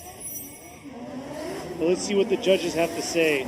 さあ今度は浜田選手が先行。こちらですね、浅くなってちょっとアウトゾーン1入るのは少し遅れ、アウトゾーン2もタイヤでギリギリ、乗っかったぐらいのところ、終始平岡選手ですね、後追いのポジションでプレッシャーを与え続けますが、ちょっと後追いの距離感といえばお互い同じぐらいなのかなといったところ。しかしですね、先行と先行、後追いと後追いの、走りを比べた結果で、ジャッジがどちらが勝ち進んだのか、それかワンモアタイムなのか。 Is it going to be a one more time? Is it going to be one of the drivers who moves on? Yoichimura going with Hiraoka. Fukada going with Hiraoka. So Hiraoka gets the win first one moving into the final four. さあベスト4最初に進出したのがゼッケン620平岡選手、おめでとうございます。今回は浜田選手ベスト8敗退ということです。残念ですが次回、頑張ってもらいたいと思います。さあ、続いてのバトルです。ベスト83つ目のバトル、先行がCar number 84 Shota Shibayama、 そして後追いが Car number 220 Shinichi Ishizuka。 Here we are moving to the right side of the bracket. Our first battle on the right side. Shibayama is going to be in the lead while Ishizuka's in the chase. So we got Shibayama, who's very wild, and Ishizuka, who's very smooth.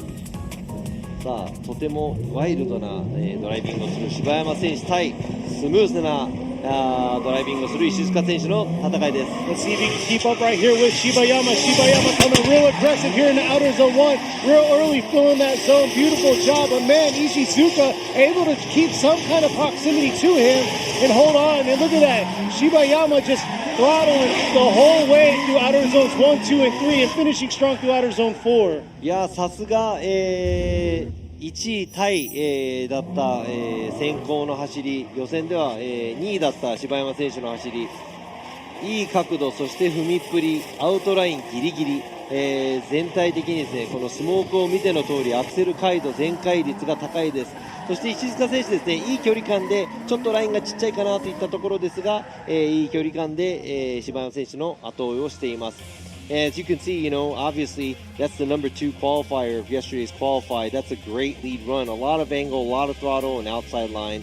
I would have to say Ishizuka keeping the pressure, not on the same line, but trying to stay as close as possible. Yeah, he had to sacrifice a little bit and close his line. But let's see how he's going to do here. Looks like we got a...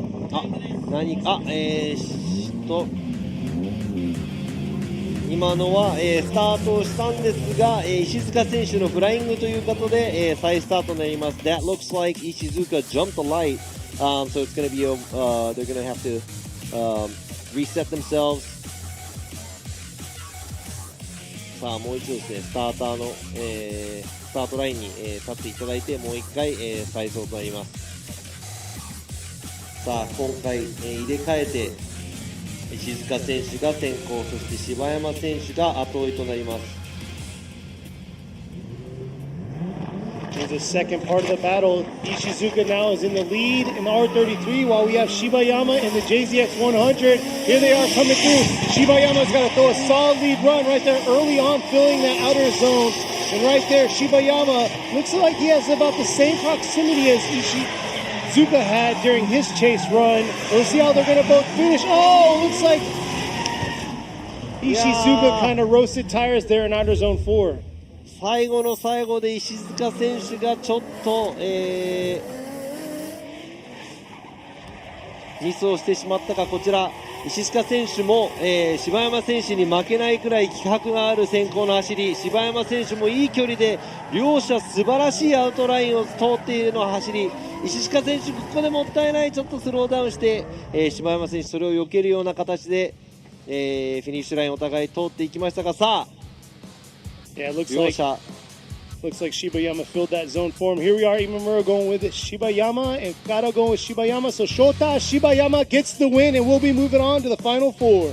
さあベスト4、勝ち上がった2人目のドライバーが柴山選手、勝ち上がりおめでとうございます。そして石塚選手ナイスファイト、次回に期待したいと思います。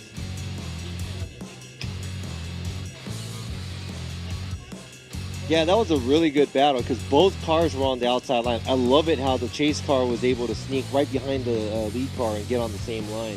いや今のバトル本当ですね、後ろの車も前と同じラインでアウトに寄っていくのはすごい素晴らしいチェイスだと思います。さあ、先ほどの、ベスト8最初のバトルである、渡辺選手対糸山選手のワンモアタイムのバトルです。Now back to the one more time battle of the first battle of the top 8. It's going to be Watanabe versus Itoyama. Itoyama's right there in the 180SX going against Watanabe in the S15. Both Rocket Bunny kids. Let's see how they're going to do here in their one more time battle. Who is going to move on to the final four? And here they are coming through the chicane, up into outer zone 1. Watanabe in the lead. Nice job. Looks like he took away a little bit of angle there through outer zone 1. But nice job filling outer zone 2. And Itoyama keeping that decent proximity throughout the course and finishing off strong right there on his rear. いや今回のワンモアタイムのバトルちょっとね糸山選手からすごい攻める走り、を感じ取れましたが少しラインがちっちゃい部分、その分、近いところを選んだ、といったところでしょうか。渡辺選手も先行で、なかなかいい走り、アウトゾーンねもうちょっとあると思いますが、いいラインを通っていったと思います。かなりいい追走が今見られたと思うので That was a pretty nice battle because it looks like Itoyama did sacrifice some of his line but he did get more proximity than what he did earlier and right there Watanabe looks like he did a good job tracing the outside line. Not a whole lot of angle and excitement but he did precisely take the car to the outside zone. So let's see what's going to happen in the second battle or the second time around. Like you said, he made those adjustments so he obviously was listening. Let's see how he's going to do here. It looks like he's taking a huge lead right here coming into outer zone 1. And Watanabe, I don't know what happened leaving that chicane area, but left Itoyama and kind of let him do his thing. So definitely didn't give him the tandem battle that we wanted to see, and not going to look good for Watanabe right there. ちょっとスタートから渡辺選手ストレートで離れすぎちゃった感がありますがずっと最後の最後まで追いつけずそして先行を走る糸山選手もですね、かなり、アウトの方に寄って走っています。さあ渡辺選手ちょっと距離感的には車 1,2 台分は余裕で離れているかなといったところそして糸山選手も、急いで先行で逃げ切ろうといった走りではなくちゃんとアウトにも寄っていたので、どちらが今回勝ち上がるかそれかワンモアタイムか。 We're going with Itoyama. It looks like Shuhei Itoyama gets the win. Moving on to the final four, closing out the left side of our bracket. さあ、このバトル制したのがゼッケン82番糸山選手勝ち上がりおめでとうございます。そして渡辺選手は残念ながらベスト8敗退という、ことです。次回頑張ってもらいたいと思います。さあ、ベスト8最後のバトルとなるバトル The battle that's going to be the battle. Battle of the battle. I said the battle a little too much. 今バトルちょっと言い過ぎちゃいましたが最後のバトルとなるバトル It's a good sign, showing up to the line. さあ、スタートラインに両者つきました。So they're both on the start line. 画面左側先行 Left car, the lead car is car number 3, Keiichi Nomura. Giving chase is car number 206, Yukio Matsui. さあ、松井選手が後追い。野村選手先行。Looks like they're ready to go. Nomura in the lead. The R34 going against Matsui in the S13. Here he is. Matsui right there early on, right there on his rear fender, closing it in right here through outer zone 1. Looks like Nomura could have been a little deeper in that outer zone 1. But real deep into outer zone 2. But man, Matsui keeping that close proximity to him right there throughout the course and dialing it in right there through the finish. Wow, what a chase right there. さあ距離感的には松井選手が終始プレッシャーを与え続けているところ野村選手少しアウトゾーンに入るのが遅い、ところしかしですねその後アウトゾーンに3とですねアウトラインをうまくトレースそしてここの角度アウトゾーン3から4に行く角度ですね少し松井選手ラインがちっちゃく、横並びでフィニッシュラインを通るといった、感じです。Now right here, Nomura looks like he gets into outside zone 1 a little later. Matsui giving good pressure, little less angle in line. But right there, Nomura's lead run, the nice angle going from outside zone 3 to 4. And Matsui ended up being on a smaller line throughout outside 3 to 4. So let's see what's going to happen when they switch places. さあ、入れ替えての、走りがどういう、ものになるのか。松井選手が、今度は先行、野村選手が後追いです。This side, Matsui is in the lead position while Nomura's in the chase.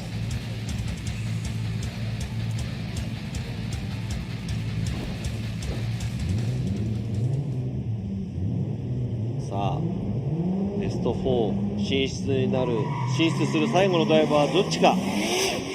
There he is, Matsui in the lead early on, taking a huge jump right there through outer zone 1. Oh, Nomura just getting off course right there, leaving outer zone 1 to outer zone 2. And man, Matsui throwing down an awesome run.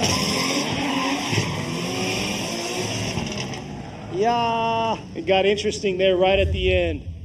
先行の野村選手の走り良かったんですが、後追いでちょっと遅れて、ストレート離された分、アウトゾーン1でなんとここでタイヤ3本行くか行かないかの脱輪、大きなミス。こちらもですね、松井選手の角度、いい角度のところ野村選手、入っていきましたが、ちょっとその後の処理もギクシャクしたところですね。 Right here, Matsui doing what he's supposed to do as a lead car. Nomura looks like he's almost 3 tires off at outside zone 1. Matsui making that angle there. Nomura trying to keep the proximity throughout the track, but does get caught up with that at Matsui's angle at outside zone 3. Now what's going to happen here? Yuichi Nomura going with Matsui. Kata going with Matsui. So Yukio Matsui gets the win and is the final one to move on to the final 4. さあ予選3番で、勝ちのが上がってきた野村選手、ここで敗退残念。勝ち上がったのがゼッケン206松井選手、ベスト4最後の進出となりました。And that's a big win right there for Matsui. Matsui's the only one that's the top 3 in rankings right now, so we'll see how he's going to do. But at the same time, Hiraoka was sitting at 5th, and all the other guys already got knocked out, so definitely good for him right now. そうなんですね、松井選手、ここで、シリーズ3位と、奥吹ラウンドに入ってくるところではシリーズ3位、そして、1位、2位のドライバーがこちらベスト16で敗退している、そして5位である、平岡選手も今ベスト4に入ってきているので、ここら辺の FDJ2 の、シリーズランキングの、ポジショニングがどうなっていくかっていうのもちょっと楽しみなところなんですが、これまで勝ち上がってきたドライバー、糸山選手、平岡選手、そしてブラケットの反対側柴山選手、そして松井選手と、ベスト4のドライバーが出揃いました。So these are the 4 drivers that made it up to the top 4. Car number 82, Itoyama versus car number 620, Hiraoka. On the other side of the bracket is car number 84, Shibayama versus car number 206, Matsui. Yeah, Shibayama and Matsui is going to be very interesting. Both of them have been very aggressive, and they've been carrying a lot of momentum through outer zone 1 and tracing it all the way around to all the other zones. So that's going to be a very fast, very impactful tandem battle that we're going to see between the two. ケニーも言っていましたが、柴山選手対松井選手ですね。柴山選手、もちろん予選2位通過、そして、ここまで来て、アグレッシブな、走行をしているので、松井選手にどう食らいついていくか、そして松井選手も、お互いの、ドライビングスタイルがちょっと似ていて、アウトゾーンギリギリを、際どいところで走っていく、両者のバトルがすごく楽しみといったところ、そしてなんと、Hey, it looks like Shibayama's going to be on the podium regardless. It's funny though, for Shibayama, I said impactful, like I meant to kind of put his sponsor in there too. さあ柴山選手もね、チーム名がインパクトということで、インパクトがある走りなんですが、ここ、予選のポイントで、高い方が3位になるということで、ちょっとですね、情報で言うと今柴山選手、ベスト4の中で一番高いポジションで、予選を通って2位ということで、柴山選手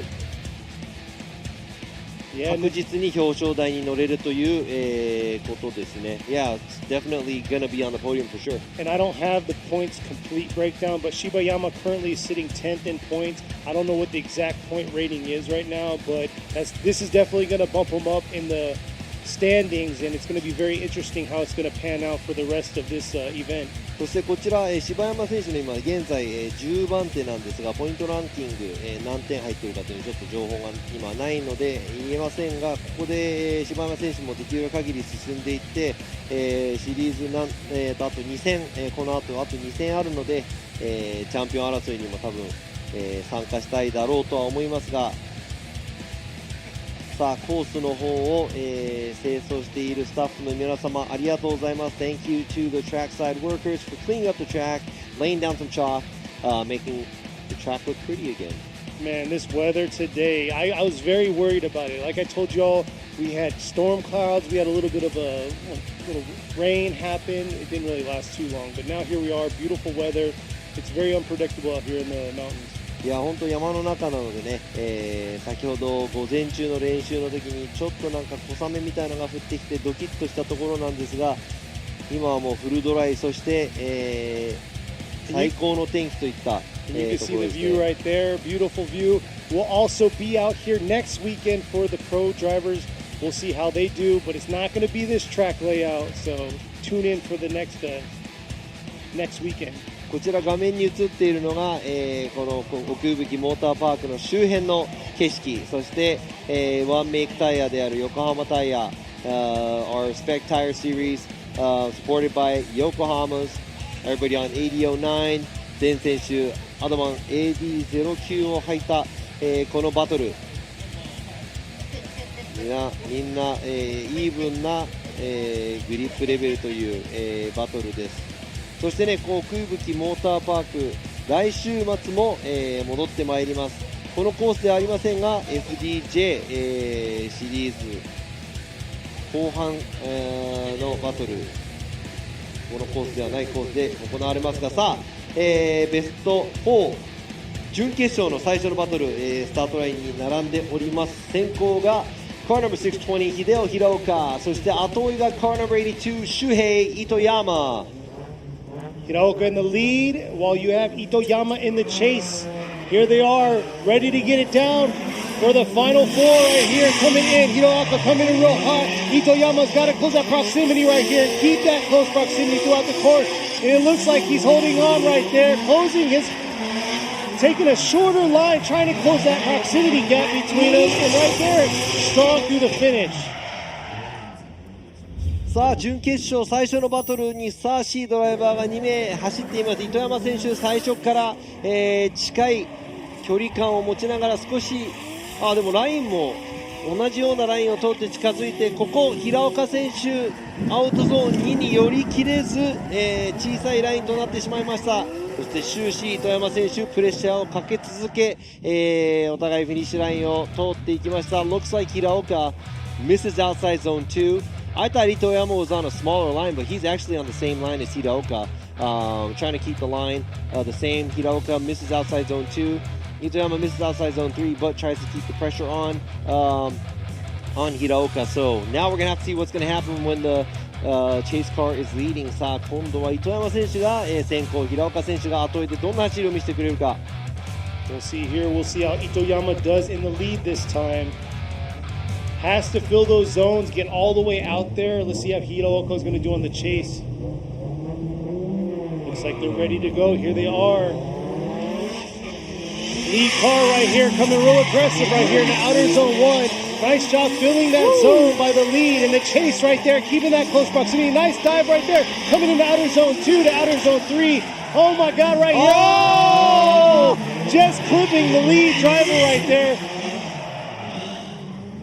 平岡選手 Got a little too greedy right there at the end. そうですね、すごい後追いした。 He was getting really close to Itoyama, but he might have got a little greedy. But here we go.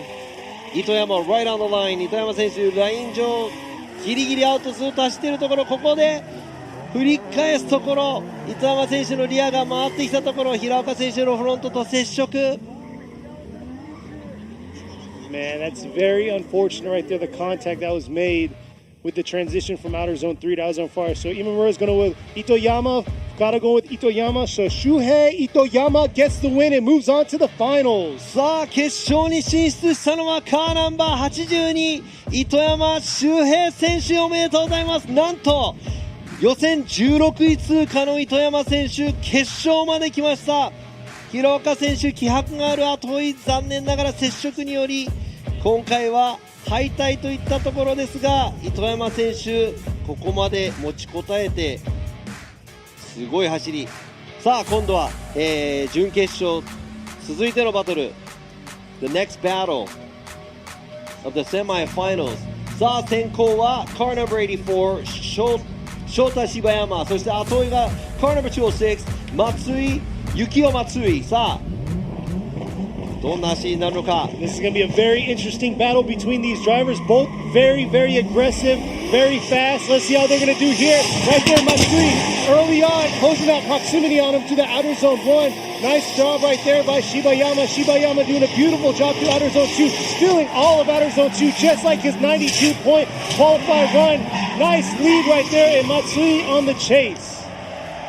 さあ柴山選手もちろん、予選2位通過のね、走り素晴らしい走り、アウトゾーンギリギリを、アウトゾーン1ちょっと入るのが遅れましたが、その後ずっとアウトをなぞっていく形、松井選手も終始プレッシャーを与えながら少し、ラインと角度がちょっと小さいところ、こちらもですね松井選手アウトゾーン4に寄り切れずに、横並びで、柴山選手とフィニッシュラインを越えていったところですが、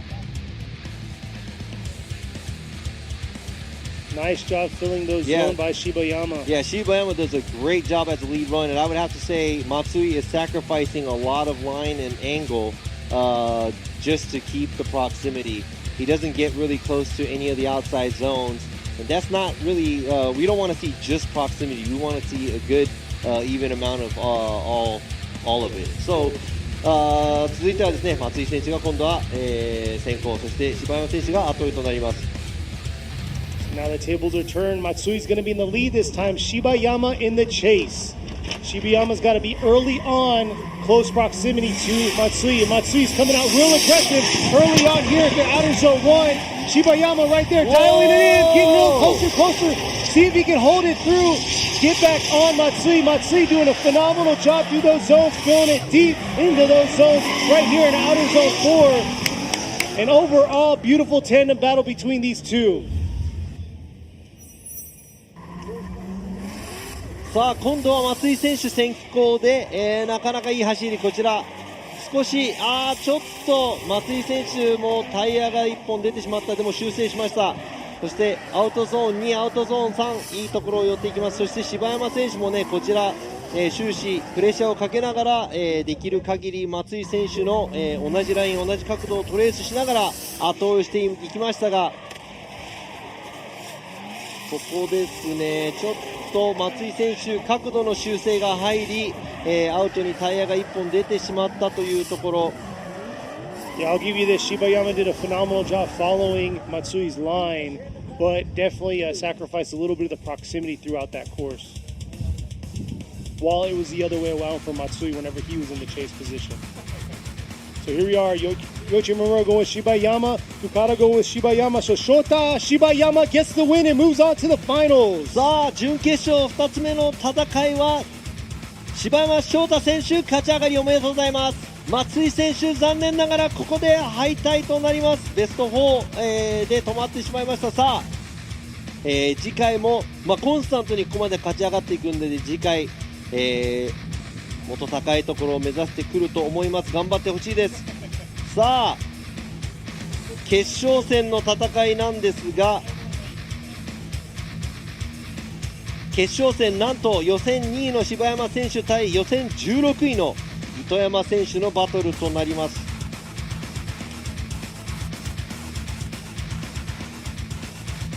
いやーもうちょっと興奮状態が、続く中、very excited and I'm gonna have to cool down for a minute, so I guess I'm gonna take a short break. Hey, but don't go ahead go and get anywhere. something to eat, go get something to drink. This is going to be a very good battle for the final right here for round 4. すごい決勝戦になるというのでね、皆さん、楽しみに待っていてください。少し用意している間、こちらをご覧ください。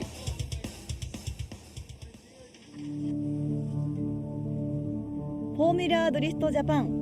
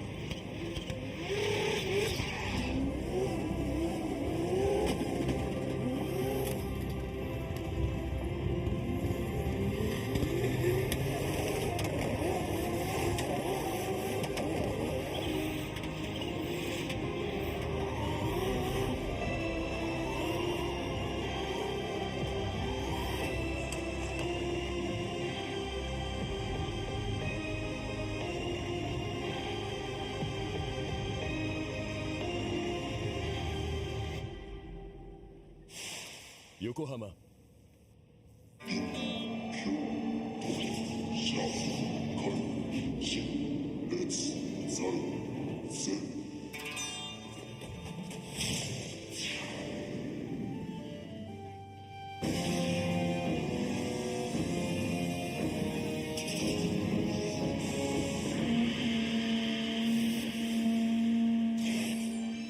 Ultimate lubricant. Mortis.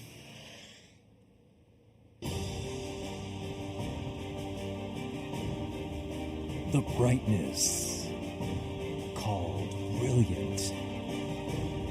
Blinding and vivid. Valentine. What's up, guys? It's Frederick Galspo, and I use RSR suspension on all my drift cars. I love RSR. Iyo RSR Ichiban.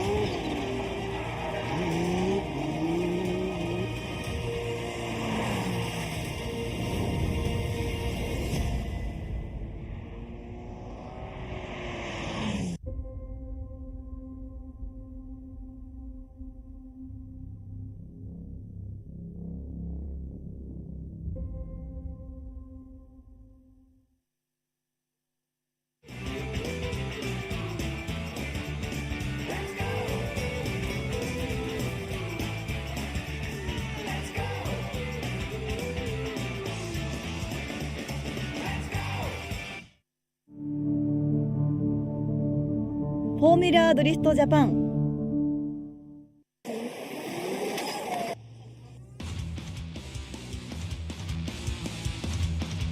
We are back, ready to see this final battle here. Made it through our top 16, did qualifying all day yesterday, 40 cars. Here we are down to 2 cars for the round 4 of the 2022 Yokohama Presents Formula Drift Japan FDJ2。さあとうとうやってまいりました。この、お時間です。昨日の41台の予選からここファイナル、2台、まで絞り込んできました。この、奥引モーターパークでジムカーナコースでの、2022横浜タイヤプレゼンツフォーミュラドリフトジャパンラウンド 4FDJ2 ラウンド4ですね。ついに決勝ファイナルをお届けしてまいりたいと思いますが、勝ち上がってきたのが昨日の予選、なんと16位の糸山選手が決勝まで来ました。そして昨日の予選2位の柴山選手終始、予選のね、2位で通過できる先行の走りをしてまいりましたが、やっとここまで来ました。ファイナルです。 We're here finally at the finals。 何が起こるか分かりません。We're going to see how this goes. Shibayama did a phenomenal job all day yesterday. Got a 92 point on his qualify run. Here he is making it to the finals, but he's going against Itoyama that's battled himself from 16 all the way where he's at, just making the cut to be where he is. さあスタートに、並んでいます車両。先行カーナンバー84翔太柴山、そして後追いカーナンバー82周平糸山。さあどんなバトルが繰り広げられるか。ファイナルです。皆さん決して目を離さないで。 Here we go. Shibayama in the lead in the Impact Hardcore Racing JZX 100 Mark II, ripping and gripping and coming into outer zone 1. Nice job filling outer zone 1 right there. doing what he's been doing all weekend long here, filling the zones, deep in all those zones, coming back around. But man, Itoyama right there on his quarter, finishing strong in the chase position. いやー、初めてちょっと糸山選手焦りが見えたのか、アウトゾーン1、タイヤ1本出てしまった。しかし糸山選手も同じラインを通って終始プレッシャーをかけている、状態。ここで柴山選手アウトゾーン4、寄り切れないところ、糸山選手ずっといい距離感で、後ろを走っていますが、こちらドローンの映像。 Looking at the drone, you could tell Shibayama, first time he's making mistakes here. He dips the tire at outside zone 1. Itoyama keeping the pressure, a little bit small of a line, but right there Shibayama doesn't make it all the way out to the outside zone 4 either. So I'm not sure if this is a pressure for being here in the finals. さあ、これは決勝のプレッシャーなのか、お互いボロが出始めたのか。さあ、入れ替えて今度は糸山選手が先行、柴山選手が後追いです。 So now we got Itoyama with the Makeup Garage B2 180SX in the lead position. Let's see how Shibayama's going to do in the chase. Definitely has to keep this close proximity, but at the same time, fill those zones. But here we go. Lead car Itoyama doing a nice job there, dipping a tire through outer zone 1. But let's see if he can make it up here through outer zone 2. And there you go, outer zone 2. Filling zone, outer zone 3. Shibayama just holding on, trying to keep that close proximity.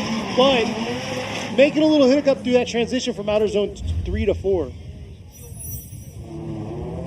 さあ、また難しいジャッジになりそうだ。糸山選手先行で、柴山選手とちょっと同じようなミス。ここでタイヤ1本出て、柴山選手、糸山選手と同じような距離感。終始プレッシャーをかけ続けています。違いと言ったら糸山選手アウトゾーン4をトレースできる、できたところ、柴山選手はちょっとアウトゾーン4小さくなってしまった、部分がありますが、さあこちらドローンでの映像。 The only difference that I could see by both these drivers, Itoyama makes the same mistake Shibayama does at outside zone 1, dips the tire, but he is able to fill outside zone 4. So let's see if that's going to make the difference for these judges. But yeah, definitely it was a copy paste for both ends, but it's a lead to lead, chase to chase cross comparison. We'll see. Maybe we can see a little bit of a side by side view here. But here we go, another view of Itoyama's lead. Right there's the dip of the tire for the lead and the chase car. Coming around, outer zone 2 is about the same for both cars. Man, they're doing a great job. いや、本当お互いね、ちょっと決勝、ということでハイレベルな、追走、お互い先行後追いの走りを、しています。I mean, this is perfect for it to be the finals because both the drivers are doing a great job. We're just, looking at the small differences. Yeah, we'll see here. We're going to get another replay right here. Shibayama is going to be in the lead this time. Same thing right there. Copy paste right there. Coming through outer zone 1. Beautiful job through outer zone 2. But then losing a little bit there through outer zone 4. Not able to fill that zone in the lead. We'll see what the judges have to say right here. This is the finals for round 4 here at Okuibuki Motorpark for the Yokohama Presents Formula Drift Japan FDJ2, the spec tire event. This is a feeder series into the pros. さあ、ジャッジの判定が決まりました。それでこれが出るということは When you see this at the finals, we already know it's a one more time. I was going to say, wait, why are they showing the results? One more time. 柴山選手、糸山選手、もう一回 One more time となります。さあ決勝にふさわしいお互い、熱いバトルを繰り広げています。糸山選手先行では、柴山選手が行ききれないアウトゾーン4を通れて、後追いでは柴山選手が糸山選手と同じラインに乗せられるアウトゾーン2から3にかけてですね、同じラインをトレースできたということで、先行が糸山選手の、有利、そして後追いが柴山選手の有利と、いうことです。ということでお互いもう一回、走っていただきましょう。Yeah, I'm okay. I'm okay with this. I mean, a lot of y'all are out there expecting one more time. You too, guys so. probably saw that Itoyama did a slightly better job as a lead car because he did fill outside zone 4 where Shibayama wasn't able to, but Shibayama was able to stay on the same line when he was chasing Itoyama, giving him pressure. Where Itoyama was he had to run a smaller line at outside zone 2 and 3 area. So that's one more time by both of the drivers. Man, this is great.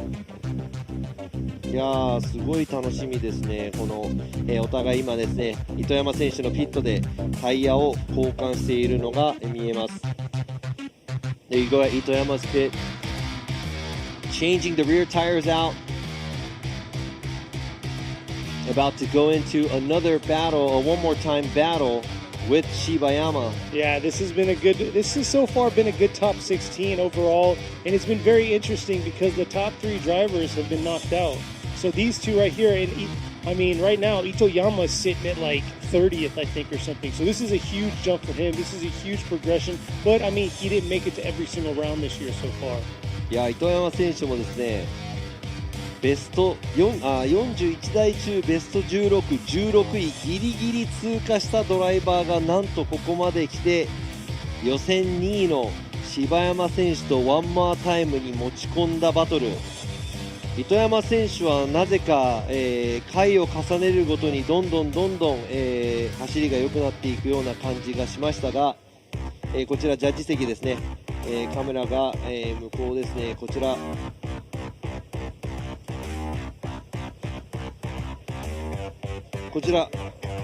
暴力はダメですよ。Hey, no violence here. ジャッジ席の方ですが、一番、奥にいらっしゃる今村陽一ジャッジ、ちゃんと起きてますよ。そして深田ジャッジです。深田ジャッジは、来週末のフォーミュラドリフトジャパン、向こうのコースですね、ここの、ジムカーナコースでない場所で、走ってもらう選手の一人です。We have some time, so let's ask him how's his experience this round of judging. This isn't his first time coming out to judge for FDJ2, but how is it this time around? There you go, Shibayama's team right there. It says impact, just like it says I never lose, I either win or learn. That's a pretty cool saying right there. さあ、深田ジャッジもですね、今回ゲストジャッジということで、来ていただきましたが、何度も、フォーミュラドリフトジャパン J2 の方ですね、ゲストのジャッジとして来ていますが、選手としてこうやってジャッジの席に座って見ているのってどんな気分なんですか？正直言うと走りたくなりますよね。He said it makes him want to drive. Well, that's good. それはいいことだ。You'll do that next weekend. 来週末走るから。そう、来週末走るために、今からその心の準備というか、それができる感じですよね。Okay, so he said he can get himself into that mindset for next weekend, being here, watching all the driving. そしてこういう新しいコースレイアウトっていうのはちょっと僕好きで、さっきからずっと走ってみたいなと思う気持ちにさせてくれますよね。いや本当にそうですよね。Yeah, like he said, he likes the new layouts because makes him want to drive it and gets him into that feeling. And I agree with him. I love new tracks. I love new layouts because when you're doing the same thing over and over again, it gets a little tiring. 僕もね、新しいレイアウト、もうなんなら毎戦新しいレイアウトができたらなと思いますね。やっぱり、同じことを繰り返し同じことをずっとやってるっていうのは僕的には個人的にはあんまり好きじゃないんで、また新しいものをやった時にこのレイアウトで最初はみんなって多分なってたと思うんですが、このレイアウトでここまで追走が楽しめる、レイアウトだってことは多分一番最初誰も思ってなかったと思います。そうですよね。単走で走っても難しいですし、追走で走ってもこのコースレイアウトってすごい簡単そうに見えてすごい奥が深いそうですねコースレイアウトなんで。はい。Yeah, so we're discussing that where this track at first everybody didn't like it, or a lot of people didn't like it, didn't think that it was going to be a good track, but man, this is a really good tandem track because it makes all the drivers do everything they have to. There's a big sweeper, there's a decel area, there's a real quick turn you have to do. And it's very short and compact, where it keeps it's good for the show too. Yeah, it's definitely a huge change from where we were at last weekend at Sugo. But looks like these two are ready to go at the line, ready to battle this final battle, this one more time battle. さあ決勝戦、2回目の決勝戦、最初のがワンモアタイムとなりました。今度はどちらが勝ち進むんじゃないや、勝ち上がって、優勝ができるのか。先行は Car No. 84 Shota Shibayama、 そして後追いが Car No. 82 Shuhei Itoyama。 Let's see how Shibayama is going to do here in the lead with his impact and hardcore racing JTX 100 Mark II.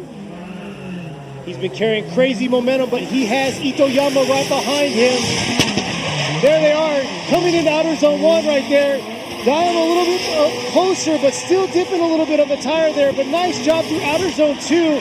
But man, Itoyama keeping that proximity pretty fair all the way around through that course.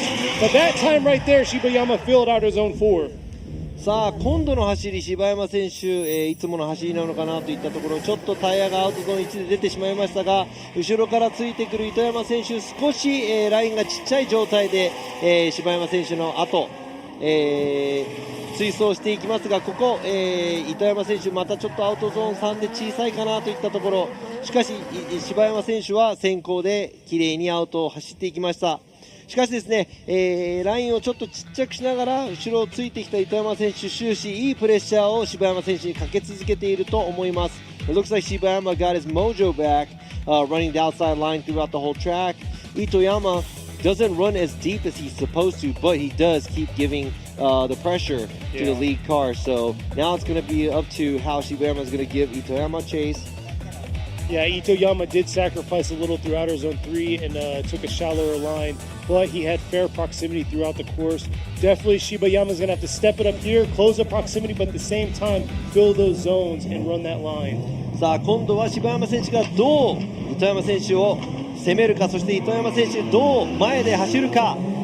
さあ決勝です。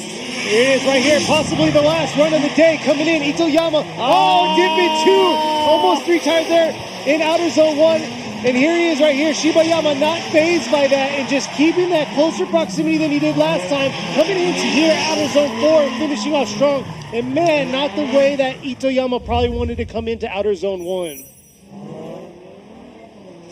ちょっと力が入りすぎたのか、糸山選手、ここであれは3本かな、タイヤが2本以上、3本出ていると、まあ予選では0点となってしまう、走りなんですが、ちょっと右の前のタイヤがオンラインなのか、微妙なところ、しかしですね、柴山選手、終始、糸山選手が後追いをしていたところと同じぐらいの距離感、同じようなラインを走ってきました。そしてドローンの映像こちら、 As you can see, Shibayama giving the same amount of pressure Itoyama did, and man, I would have to say that's close to 3 tires off at the entry where Itoyama did go off. It looked like he went a little too hard and a little too deep. Yeah, definitely not the way he should have came in right there. But we're going to have to see what these judges have, and hopefully, you know, he might play in his part. But yeah, definitely crazy battle. A way to go right there. One more time between these two. We'll see here what the judges have to say. さあ、ジャッジの方、多分決まったところです。これでレッドラインが出たらまたワンモアタイム、出なかったらこちらでアナウンス、することになります。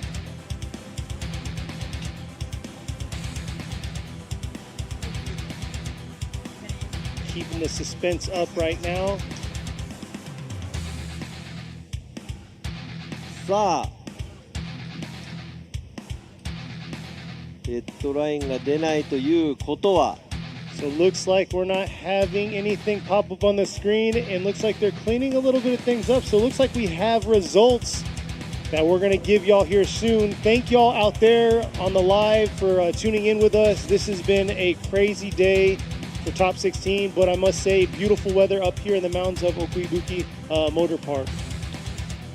いやライブストリームの方でもねチャットの方、英語配信の分、日本語でも配信していますが、コメントちょっと英語の方いっぱいありますが、ライブストリームでもねお付き合いしていただき皆さんありがとうございます。そしてね、現地ここにね足を運んできてくれた、皆様にもね、本当に感謝です。さあこちら予選2位で、勝ち上がってまいりました柴山選手が、ジャッジ席の前、そして予選16位で決勝まで上がってきたこの糸山選手もジャッジ席の前、そして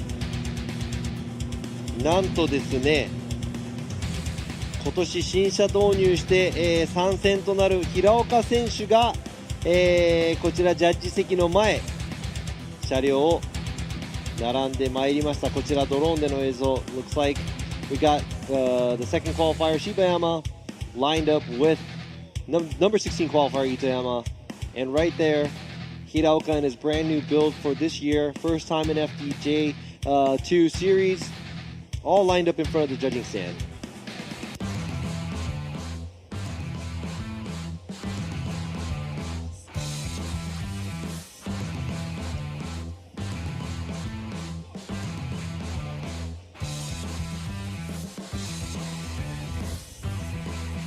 いや天気にも恵まれまして暑すぎず涼しい本当ドリフト日和かなと思いますが It's nice and sunny out. I'd have to say this is like the best weather to be drifting in because it's not too hot. There's a nice breeze going on. The 3 podium drivers are lined up in front of the judging stand. ジャッジ席の前にですね、表彰台3台のドライバー、今回、優勝したドライバーは誰かと、もうすぐですねこちらの方からアナウンスさせていただきたいと思います。I'll be announcing the winner of this round. Looks like they just pulled a rag out of his fender well. One of his mechanics must have left it there. It's his good それ luck フェンダー towel. に入ってたんですか？ It's his good luck ホ towel. イールそれ幸運のタオルかもしれないんで取っといた方がいいかもしれないですよ。That's his good luck towel, yeah.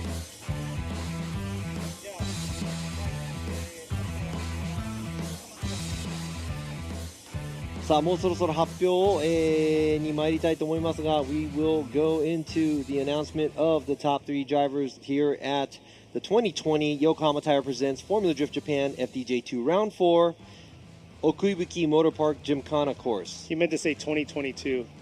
What did I say right now? 2020. Yeah, It's all good. That's what I'm here for. ago. I'm just 2 here to years correct ago. you. Yeah, 2 years ago. Living in the past, the good times. さあ、ちょっとね、Very- じらすようなんですが、 I must say though, very cool to see 3 different type of cars up here sitting podium. Our first round at Suzuka, we had an R32 podium, and then here we are right now, 3 different generations of cars sitting up in front of us. このね、表彰台に上る車のこのバリエーションも本当今回も楽しい、限りですが、1戦目はもう R32 祭りだったんですが、ここ、100のマーク2、180、そして、86と、バリエーションに富んだドライバー、そして多分ね各地方から、来ているドライバー、そして多分ドリフト歴とかいろいろ全然違う箇所から、こうやって集まって、表彰台を一緒に登れるという素晴らしい、競技だなと本当思います。I think it's a great event because these drivers from different areas, different cars, different age group, different how can I say it, knowledge of driving. But let's go ahead and move on to calling out the third place driver. さあ、いよいよですね、お待たせいたしました3位の、ドライバーの発表に参りたいと思います。 So finishing third today. Right now he ranked coming in 5th, but looks like he's going to be moving up in the ladder right now. In the team HRK Rapid, 86, number 620, Hiraoka. おめでとうございます。ゼッケン620平岡秀夫選手、チーム HRK ラピッド3位表彰台です。シリーズでは5位、そしてここで表彰台に立ったら、もしかしたら、シリーズランキングもっと上に上がっていくんでしょう。おめでとうございます。さあいよいよですね、今回の、ラウンドの優勝ドライバーの発表に参りたいと思います。2022年横浜タイヤプレゼンツフォーミュラードリフトジャパン FDJ2 Round 4奥伊吹モーターパークジムカーナコース優勝ドライバー The winner here goes to car number 84 Impact and Hardcore Racing JZX100 Mark II 翔太柴山翔太選手今回見事優勝おめでとうございます。いや予選2位からここまで勝ち上がってきて優勝を勝ち取りました。もう最初から最後まで調子いい走りを、できました。おめでとうございます。Well, this man right here, he finished second, fought strong. He was in 16th for qualifying, just making it out of the 40 drivers. It's going to be number 82 with the Makeup Garage B2 180SX, Shuhei Itoyama. おめでとうございます。糸山周平選手、ゼッケン82番。なんと昨日の予選16位からここまで表彰式、表彰台に勝ち上がってまいりました。おめでとうございます。さあ、1位のドライバー、今回優勝ドライバー柴山選手にですね少しお話を聞かせていただきたいと思います。 Let's hear a few words from our winning driver 柴山。Gonna ask him a question or two to see how he feels right now。 さあ柴山選手おめでとうございます。昨日から、予選も2位だったということで調子が良かったと思いますが今の気持ち一言。単純にもう本当に嬉しいです。今年始まって以来、なんだろう、鳴かず飛ばずの結果ばっかだったんで、この辺でちょっと表彰台を乗っかりたかったんで、なおかつ優勝までできたんで、本当に良かったです。この表彰台の、優勝できたことをみんなでちょっと喜びを分かち合いたいと思います。ありがとうございました。いや本当におめでとうございます。素晴らしい走りでした。So he said he's just super happy, and this year, throughout the year, he hasn't been able to get the results that he was hoping for, but he wanted to get onto the podium as soon as possible, and he did, and on top of that, it's a win of a round. So he said he's really happy. He wants to enjoy this win with all of his crew and friends. So congratulations. 本当におめでとうございます。それではですね、2位となった糸山選手にもちょっとお話聞きたいと思います。なんと、ベスト16、ベスト16位ということで、ここまで勝ち進んできた糸山選手、表彰台も初めてということで今回の気持ちをお聞かせください。いや多分ここにいるみんながはあいつがと多分思ってると思うんですけど、ここに来れたのがちょっとすいません。一緒に戦っているチームのおかげだと思いますんで、本当ありがとうございました。すいません、もう無理です。いやおめでとう、感極まって。いやでも嬉しいですよ。いや今のいやすいませんでした。もう最後の最後でやらかしました。いやもう堂々としてていいと思います。素晴らしい走りだったんで本当におめでとうございます。He got a little emotional at the end, and I wouldn't blame him because he was like everybody here probably thought like what him, but he said he's able to make it this far, and it's all because of his team, and he would like to thank him. He said, sorry about the last part of the runs. He wasn't able to put together what he was supposed to, but man, that was very emotional, but congratulations to him. 本当にね、おめでとうございます。さあ、3位の、平岡選手なんですが、今年、2つ目の表彰台ということで、今シリーズランキング5位、シリーズを多分狙っていると思いますが、ここで3位になれた一言をちょっと、お聞かせください。はい、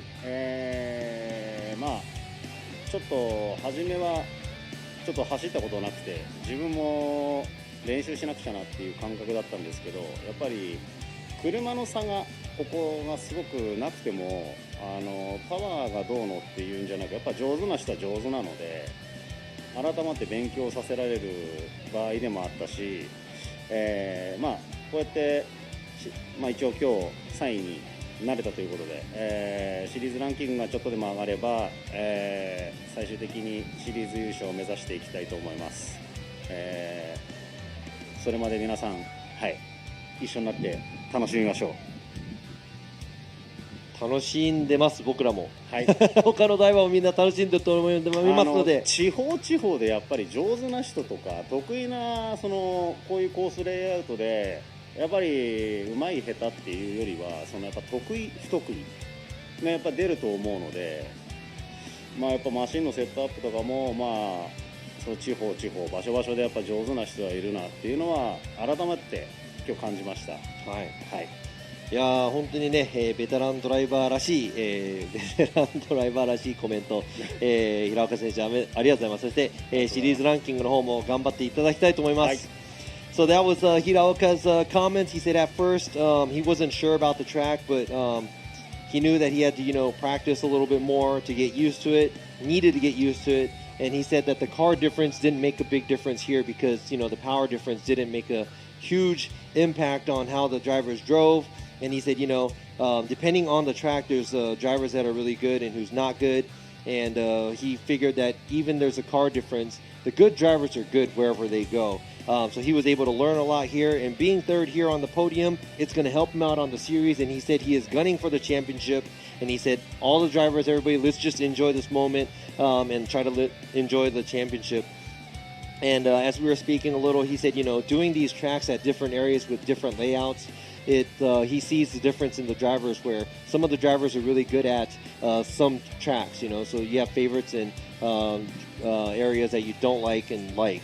So he said being able to see that actually makes him think a little bit more on setup. So he said drivers that are good at setups are good anywhere else too. So ということでね、今回ですね、2022年横浜タイヤプレゼンツフォーミュラドリフトジャパン FDJ2 Round 4奥伊吹モーターパークジムカーナコースからお届けしてまいりましたが、こちら、ドローンの映像で上からですね真ん中の柴山選手シルバーの JZX100、優勝ドライバー柴山選手、2位が準優勝板山選手黄色い 180SX、 そして3位の、平岡選手が青い86、こちら4戦目終了したところでスケジュールが出ています。ラウンド5は岡山国際サーキット、10月7日から8日、そしてラウンド6ファイナルですね、富士スピードウェイのですねマルチコース静岡県にあります11月26から27です。 So yeah, this is going to be definitely crazy because we're here at this Gymkhana course, really small, and we're going to be moving on to Okayama next round, which is a huge course.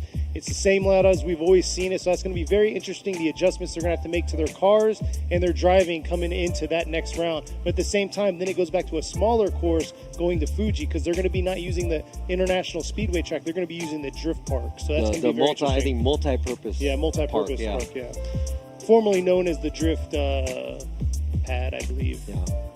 さあ、コースの、線を引いてくれる方々、そして他のチームの皆様、お越しいただいた皆様、そしてライブストリームをご覧の皆様、そしてスタッフの皆様、ジャッジの皆様もね、本当に皆さん今日はお疲れ様でした。 Thank you for being here with us. Would like to thank the trackside staff, everybody who actually came to spectate, you guys watching us on live stream, and also all the teams and drivers, my fellow judges, and you too, Kenny. Thank you very much. I would like to close this out with happiness, and man, I'm in a good mood today. Exactly. But on top of that, next weekend we're going to be back here, so tune in to us. We will have the English and Japanese separated channel for the YouTube channel, so come check us out. Here, myself and Robbie, talk a little bit about drifting, and we'll be back on a different course. そうなんです。忘れちゃダメなのが来週末もここ、奥伊吹モーターパークでフォーミュラドリフトジャパンね、深田ジャッジがドライバーとなる姿もぜひ見てください。そしてライブストリーム、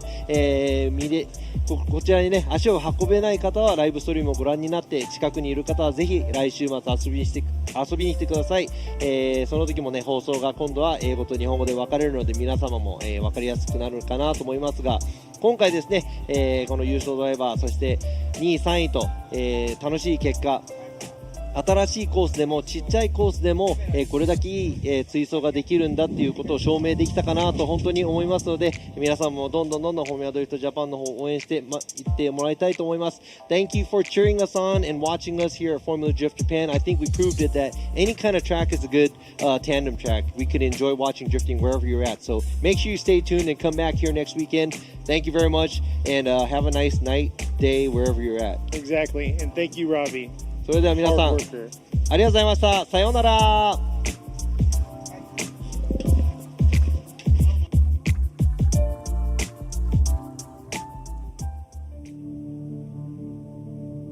フォーミュラードリフトジャパン。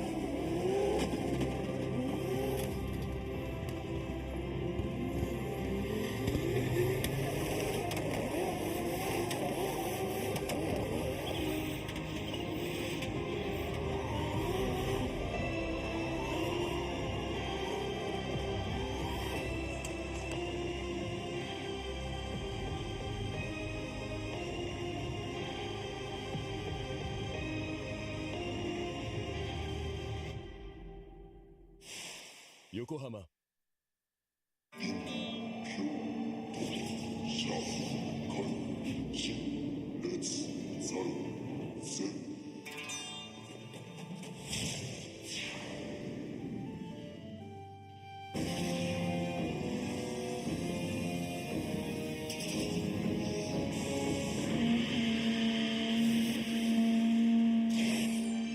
Ultimate lubricant. Mortis.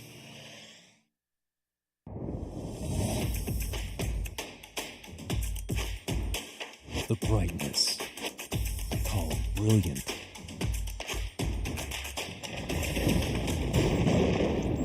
Valenti. What's up, guys? It's Frederick Gaspo, and I use RSR suspension on all my drift cars. I love RSR. Iyo RSR Ichiban.